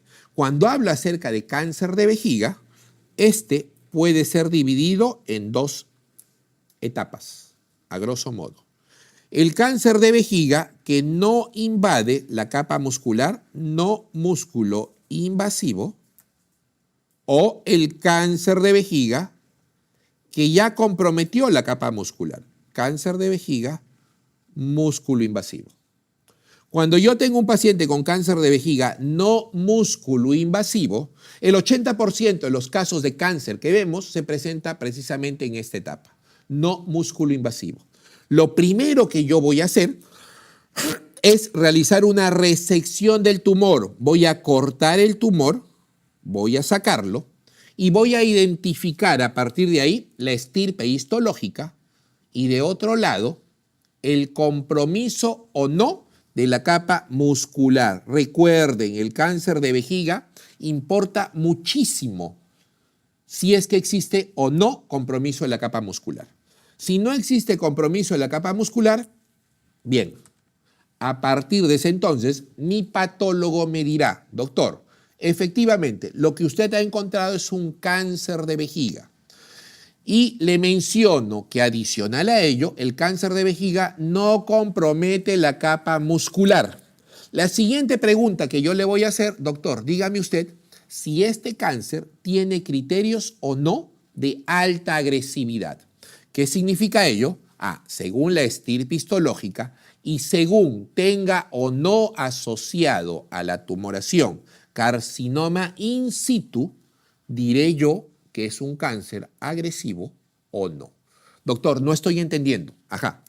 Te explico mejor. Si yo encuentro una tumoración vesical, pero además de ello encuentro carcinoma in situ, es decir, lesiones en parche en la vejiga, lo que debemos recordar es lo siguiente: el urotelio vesical es una capa, un recubrimiento que no tiene uniones entre sí. Las células uroteliales, las células transicionales, no se unen fuertemente entre sí. No hay desmosomas. Por ende, ¿qué significa? Cuando una célula neoplásica se exfolia, porque es un carcinoma in situ, esa célula finalmente va a terminar insertándose en múltiples sitios. El carcinoma in situ, contrario a lo que sucede en otros tipos de patología, en el cáncer de vejiga es altamente agresivo. Tener carcinoma in situ en un paciente con cáncer de vejiga es mal pronóstico. Entonces, a partir de aquí, diré lo siguiente: para aquellos pacientes con cáncer de vejiga no músculo-invasivo, con bajo potencial de agresividad, el tratamiento después de la resección del tumor consiste en instilación con mitomicina C. Pero para aquellos que tienen alta agresividad, lo que necesito hacer es instilar la vejiga, pero no con mitomicina C, sino con BCG. Doctor, y para aquellos pacientes que tienen cáncer de vejiga músculo invasivo, aquí el tratamiento correcto consiste en cistectomía radical. Doctor, ¿le va a sacar toda la vejiga? Sí. Así la infiltración sea microscópica, este paciente requiere cistectomía radical. Doctor, ¿y por qué tan agresivo? Porque en el cáncer de vejiga, recuérdalo bien, la norma, prácticamente la ley que siempre se cumple en el cáncer de vejiga es la recurrencia. En la mayoría de los cánceres, cuando nosotros controlamos a nuestros pacientes y no ha habido recurrencia en la enfermedad, tras 5 años, es poco probable que la enfermedad recurra. En el cáncer de vejiga no pasa eso. En el cáncer de vejiga los controles son de por vida. ¿Por qué? Porque tiene una altísima tasa de recurrencia. ¿Qué fármaco se utiliza por vía intravesical para el tratamiento del cáncer de vejiga? 2 opciones. ¿Cuáles son? Mitomicina C y BCG. 22, varón de 63 años, gran fumador, sufre una hematuria total intermitente y síndrome miccional irritativo, sangrado con irritación de la vejiga. Desde hace un mes ya tiene esta sintomatología. ¿Qué es lo que hemos hecho? Hemos recolectado su orina, hemos decantado la misma y cuando hemos aplicado tinción al sobrenadante, ¿qué es lo que hemos encontrado? Células neoplásicas. Estas células tienen características ¿de qué cosa? De carcinoma in situ. Ajá. Doctor, usted me dijo que el carcinoma in situ en el cáncer de vejiga es altamente agresivo. ¿Qué es lo que tengo que hacer? Ajá, lo que tengo que hacer es resecar la tumoración e inmediatamente proceder con instilaciones a base de ¿qué? BCG. Aquí no puedo ser blando, no puedo administrar mitomicina, tengo que ser agresivo. Doctor, ¿y qué función cumple la BCG dentro de la vejiga? Lo que produce la irrigación o la instilación de BCG en la vejiga es una irritación de todo el epitelio. Cuando yo pongo BCG dentro de la vejiga, todo el epitelio se irrita y como se irrita, se esfacela, sale. Y lo que viene por detrás, asumimos que ya es un epitelio nuevo y limpio. ¿Qué molestia o la molestia de presentación más frecuente en el carcinoma de vejiga siempre será lo que trae con mayor frecuencia al paciente? ¿Qué cosa es? Podrá tener dolor, malestar, pero cuando él ve sangre, de todas maneras va a ir a la emergencia. Alternativa correcta, la letra A. 24. Un varón de 70 años de edad que fuma 40 cigarrillos al día refiere un cuadro de escozor y tenesmo vesical. Presenta hematuria franca. Le hemos diagnosticado carcinoma superficial de vejiga. ¿Qué prueba hemos realizado obligatoriamente? Para poder llegar al diagnóstico definitivo de un carcinoma superficial, significa que lo que yo he hecho es realizar una exéresis del tumor. He sacado, he cortado el tumor. Lo he mandado a mi patólogo y mi patólogo me dice, doctor, no hay compromiso en la capa muscular. Es un cáncer de vejiga superficial porque no compromete la capa muscular. ¿Qué cosa tienes que haber hecho? Necesariamente una resección del tumor, que en el fondo es biopsia y tratamiento inicial. Alternativa correcta, la letra A. 25. En el seguimiento de un tumor vesical superficial tratado mediante resección transuretral, nuevamente, entro, reseco y mando eso a patología. ¿Cuál es el método más eficaz en el diagnóstico de una posible recidiva? Como ya se los mencioné, el cáncer de vejiga tiene como norma la recurrencia.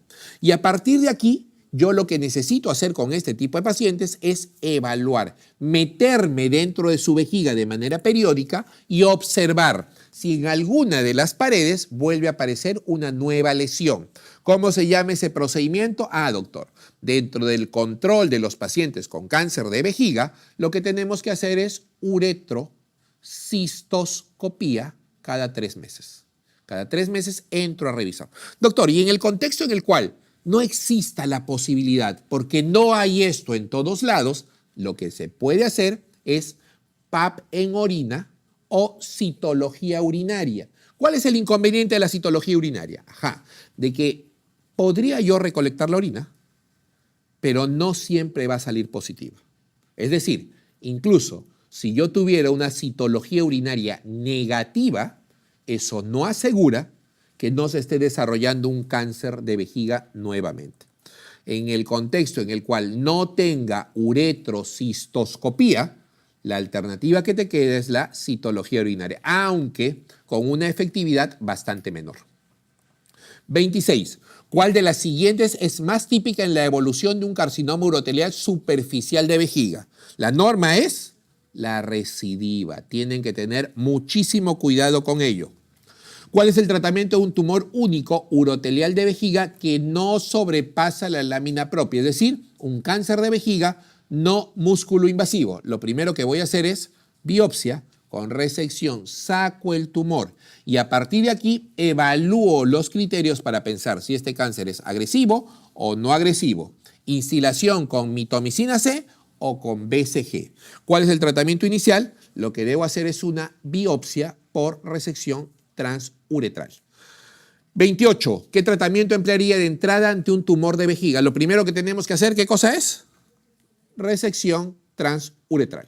29. ¿Cuál de los factores siguientes se ha relacionado con el cáncer de vejiga? Tenemos 3 tipos de cáncer principalmente. El primero de ellos es cáncer de células transicionales. Representa aproximadamente el 90% de la patología y es consecuente a la irritación profusa y los cambios que produce el tabaco. Entonces, el tabaco es un factor de riesgo importantísimo para sufrir cáncer de vejiga. El otro cáncer que vamos a encontrar con cierta frecuencia es el cáncer de células escamosas. Diré yo que un cáncer de células escamosas se puede producir sobre todo cuando tengo irritación constante, sobre todo a partir o de cálculos o de la presencia de esquistosoma haematobium. Recuérdenlo, no es un parásito que se encuentra en nuestro medio, pero sí es muy frecuente en Estados Unidos, en Medio Oriente y en Asia. Entonces, si dan un examen internacional, es posible que sí les pregunten esto. El tercer tipo de cáncer que van a encontrar es el adenocarcinoma. El adenocarcinoma representa más o menos el 2% de la patología, es un cáncer sumamente raro y puede presentarse en el contexto de alteraciones congénitas de la vejiga. Aquí, la extrofia vesical es uno de los principales factores de riesgo para ello. Alternativa correcta, tabaco profuso. 30. Un varón de 65 años de edad presenta una hematuria macroscópica con expulsión de coágulos y síntomas de una cistitis sin piuria. ¿Cuál es la patología probablemente responsable? Oye, 65 años, que tenga hematuria sin mayor compromiso doloroso, puedes descartar o debes pensar en la posibilidad de tumor vesical. Varón de 60 años que presenta un síndrome cístico rebelde, no responde a un tratamiento y se comprueba en el tacto rectal que su próstata es completamente normal. Nos están dando a entender que este paciente tiene sintomatología urinaria, pero que no es secundaria a obstrucción por crecimiento prostático. Oye, tiene irritación vesical constante y no es por problema obstructivo previo. Debes descartar siempre la posibilidad de cáncer, carcinoma vesical in situ. De todos los cánceres de vejiga, cuando yo tengo múltiples sitios de lesión dentro del órgano, se produce mayor cantidad de irritación. ¿Cuál es el síntoma inicial más frecuente en el carcinoma urotelial de vejiga? Como ya se los mencioné, siempre será la presencia de sangrado. 33. Los tumores vesicales más frecuentemente relacionados a infección por esquistosoma hematobium son, acabo de mencionarlo, carcinoma de tipo escamoso, del 8 al 10% de la casuística. 34. Técnica de imagen de mayor rendimiento para determinar metástasis ósea en un paciente con cáncer de próstata. Al cáncer de próstata le encanta, le fascina, le aloca llegar y alterar el hueso. Al principio, contrario a lo que ustedes crean, el cáncer de próstata no se come el hueso. Lo que hace es comienza a formar nuevo hueso. Lo que produce son lesiones osteoblásticas. Comienza a conformar un tejido completamente alterado que con el paso del tiempo reemplaza al tejido nuevo. Y es aquí cuando vienen las fracturas patológicas, sobre todo ¿en dónde? En columna. Alternativa correcta, ¿cómo descarto esa posibilidad? Mediante una gammagrafía ósea. 35. Un varón de 66 años presenta hematuria, dolor óseo y retención aguda de orina. Al tacto encontramos una próstata aumentada de tamaño y de consistencia dura, grande y dura. Esto habla más de la posibilidad de un cáncer de próstata. ¿Qué examen ahonda o refuerza mi probabilidad diagnóstica? Acá necesito un PSA. 36. Un hombre de 72 años tiene problemas dolorosos al inicio de la micción. La próstata está dura al tacto rectal y el antígeno prostático específico está elevado. Tiene las dos cosas en contra. ¿Qué cosa ha hecho? Oye, mira, ya tiene diagnóstico, ya le hicieron una biopsia. Consideraron que este paciente era un paciente con alto riesgo para desarrollar cáncer de próstata y a pesar del riesgo que se podría pensar que representa una biopsia prostática, se la han hecho. Han considerado que la biopsia era necesaria y evaluando riesgo-beneficio, se optó por la biopsia. ¿Qué es lo que salió? Salió un adenocarcinoma de próstata bien diferenciado. Una vez que he llegado al diagnóstico, siempre en cáncer, esta es la norma. Lo primero que hago es diagnostico, pero con solo diagnóstico no puedo ofertar tratamiento. El tratamiento va a depender del estadiaje, es la segunda etapa en el estudio de pacientes con cáncer. Necesito saber hasta dónde avanzó el cáncer. ¿Recuerdan cuando hablábamos de cáncer localizado, localmente avanzado, metastásico hormonosensible y metastásico hormonoresistente? Muy bien, acá necesito saber hasta dónde avanzó el cáncer, si se generó metástasis. Muy bien, hemos sacado un estudio de hueso. ¿Qué es lo que observamos? Este es un paciente con cáncer de próstata metastásico. Al inicio del diagnóstico es un cáncer de próstata metastásico hormonosensible. 37. Se sospecha un carcinoma en el tracto urinario bajo. ¿Qué exploración sería la más sensible en el diagnóstico de este tipo de cáncer? Vejiga. ¿Qué cosa sería importante? Visualizar una uretrocistoscopía.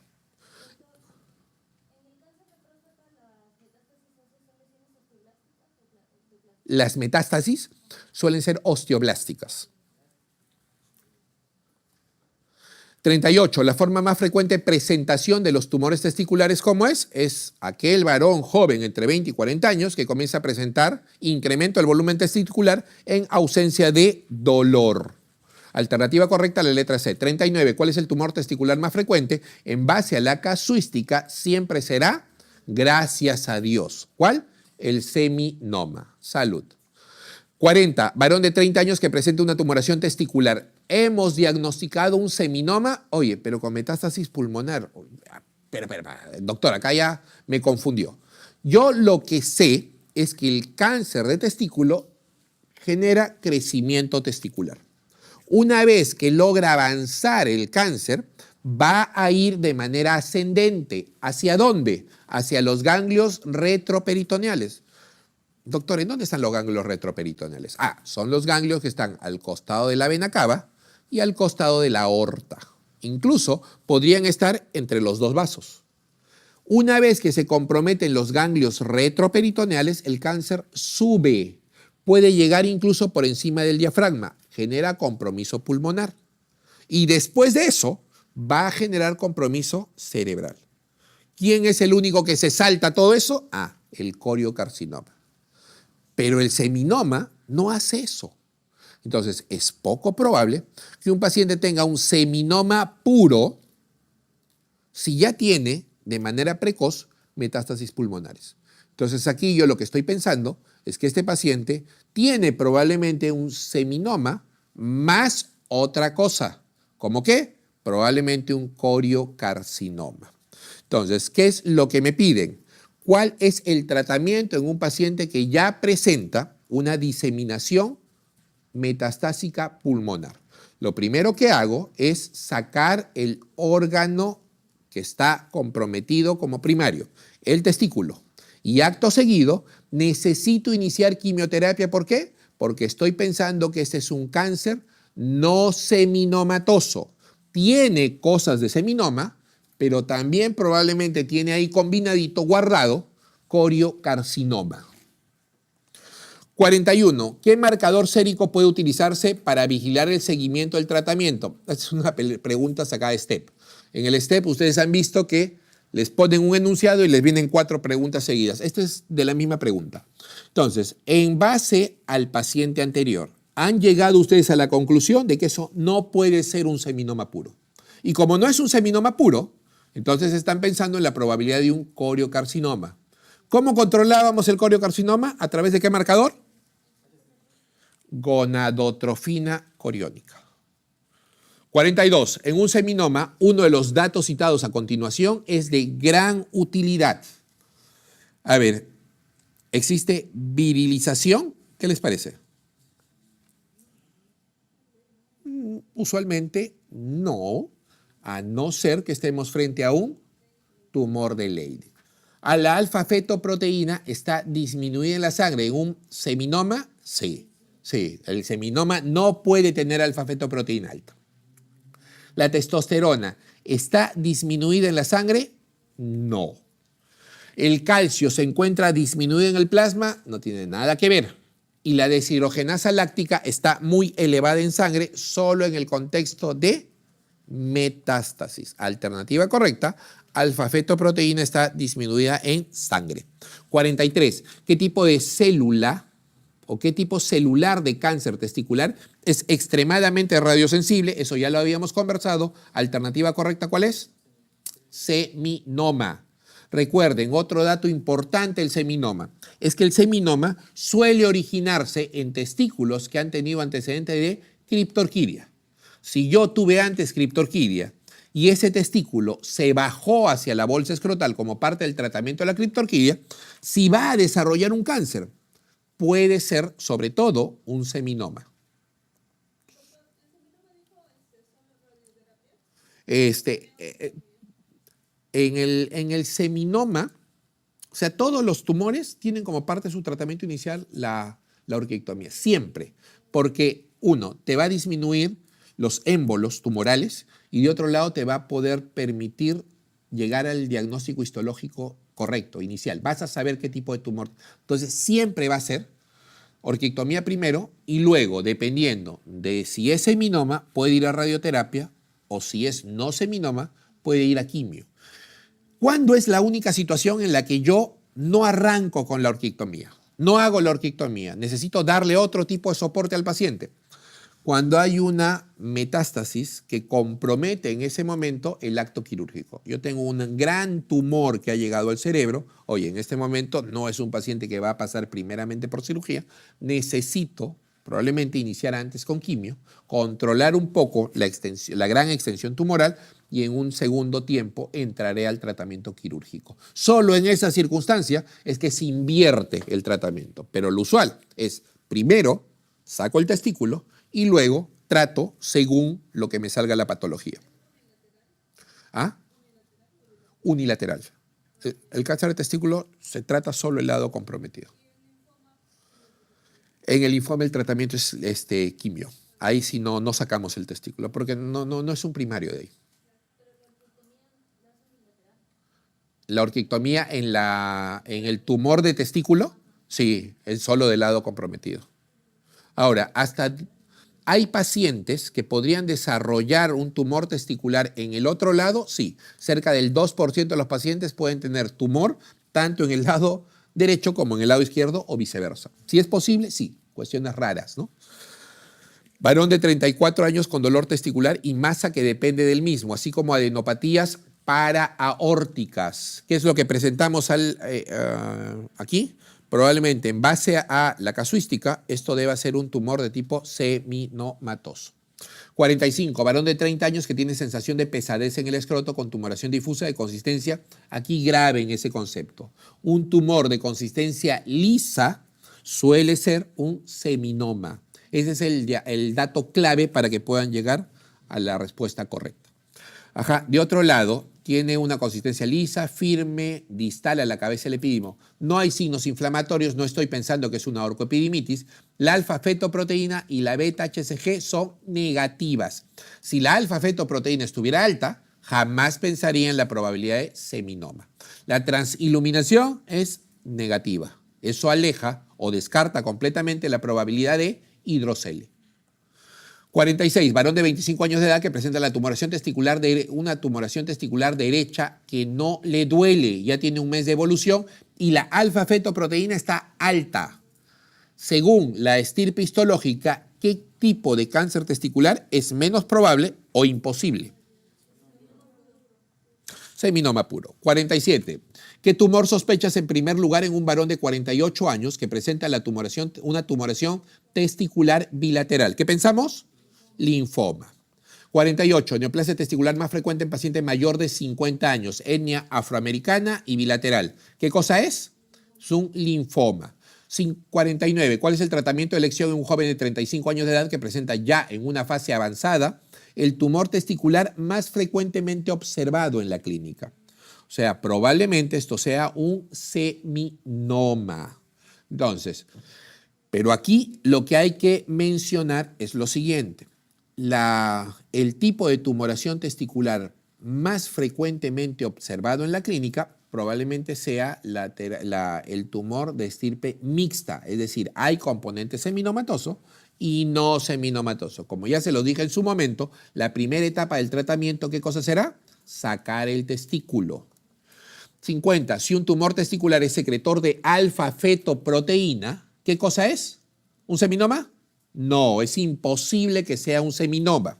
Entonces, en relación a esto, si yo sé que eleva alfa-fetoproteína, el diagnóstico tiene que ser un tumor de índole no seminomatoso.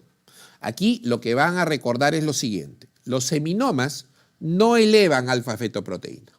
¿Pero quiénes más no elevan alfa-fetoproteína? No elevan alfa-fetoproteína los tumores de estirpe estromal. Leydig y Sertoli tampoco elevan alfa-fetoproteína. Para que sea un tumor que eleve alfa-fetoproteína, solo puede ser un tumor no seminomatoso. Ajá, doctor, yo recuerdo, usted me dijo que los 4 tipos de tumores no seminomatosos eran, comenzamos, ¿cuál? Coriocarcinoma, teratoma, tumor del seno endodermal, ¿y quién más? Carcinoma embrionario. Alternativa correcta, la letra E. 51. Un niño de 7 años de edad presenta una masa testicular irregular con crecimiento del vello púbico y cambio en el timbre de la voz. Eso ya nos dio el diagnóstico. ¿Qué tumor testicular espera encontrar y cuál sería su comportamiento más habitual? Ajá, gracias a Dios, este tipo de tumoraciones testiculares son bastante benignas. 52. En la clasificación de los tumores testiculares, un estadio 2 corresponde a estadio 1, tumor que se encuentra dentro del parénquima testicular o dentro de la misma bolsa escrotal. Tumor en estadio 2 habla acerca de los tumores que se van a encontrar en la zona del retroperitoneo.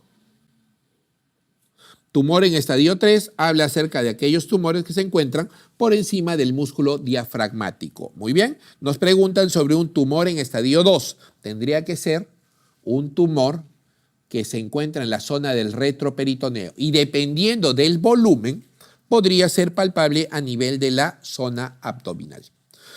El cáncer de testículo metastatiza, da sus metástasis. ¿Hacia dónde? Hacia la zona retroperitoneal. Doctor, ¿eso significa que no da metástasis hacia la zona de la ingle? No.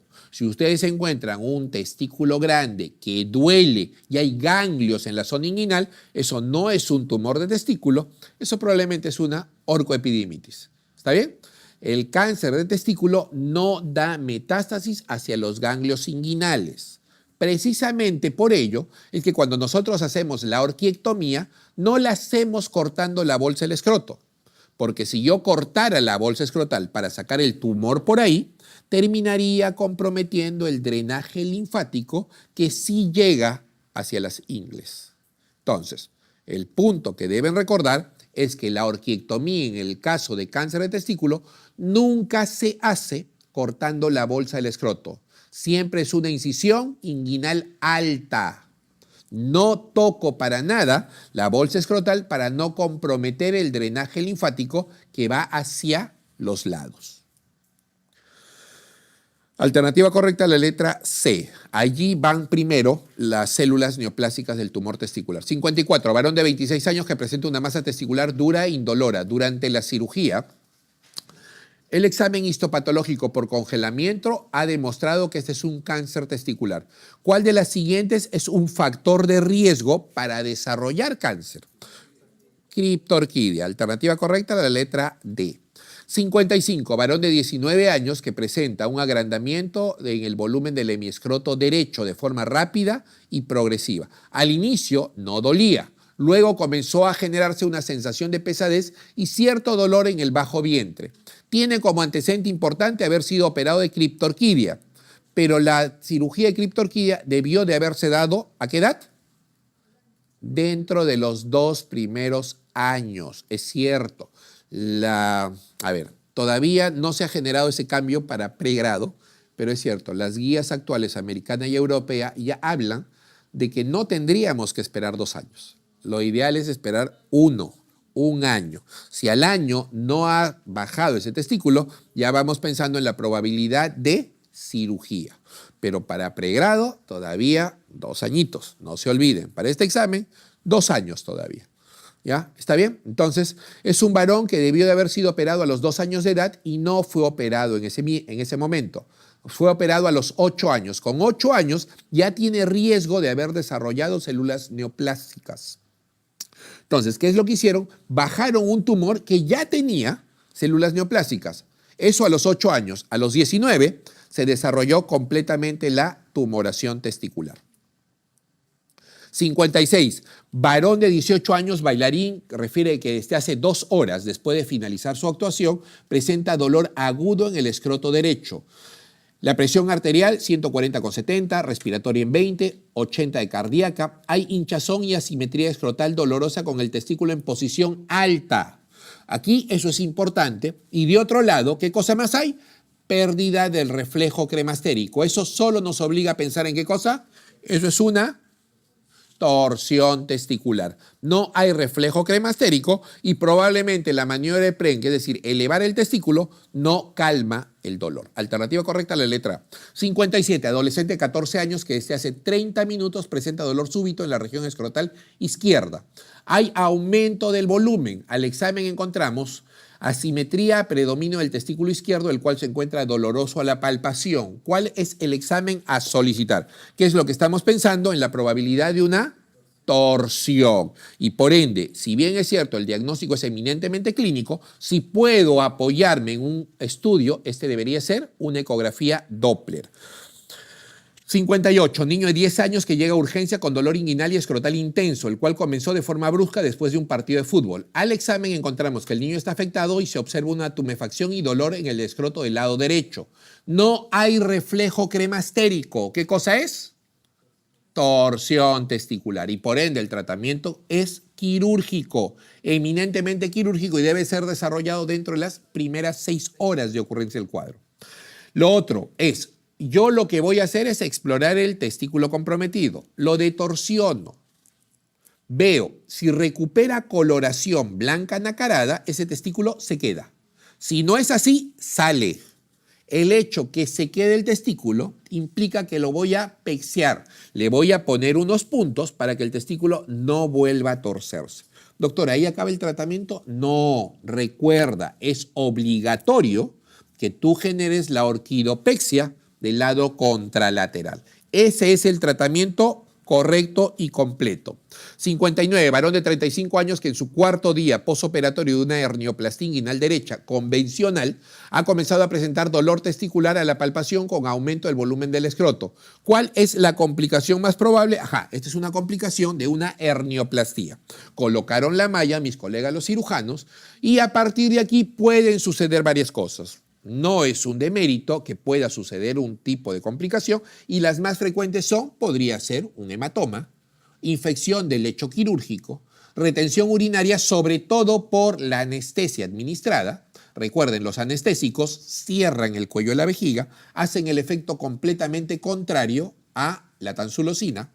Puede haber lesión de vejiga o intestinos, podría haber lesión de vasos epigástricos, podría haber lesión del nervio ilioinguinal, o podría haber, producto de la compresión o producto del edema relacionado al acto quirúrgico, una orquitis isquémica. Es decir, si la malla, la inflamación, el edema o la fibrosis posterior comprimen la arteria testicular, podría haber una orquitis isquémica. 60, varón de 15 años que refiere dolor testicular derecho de 6 horas de evolución. Tenemos como antecedente un testículo retráctil ya del mismo lado y al examen físico destaca una discreta horizontalización del testículo derecho. El reflejo cremastérico está ausente. ¿Qué cosa es eso? Eso es una torsión testicular. ¿Cuál es el diagnóstico? Miren, así de facilito se llevan los puntos ustedes.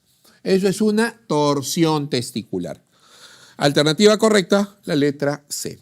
Aquí lo dejamos por el momento, pasamos a un corto receso de 5 minutos y retomamos.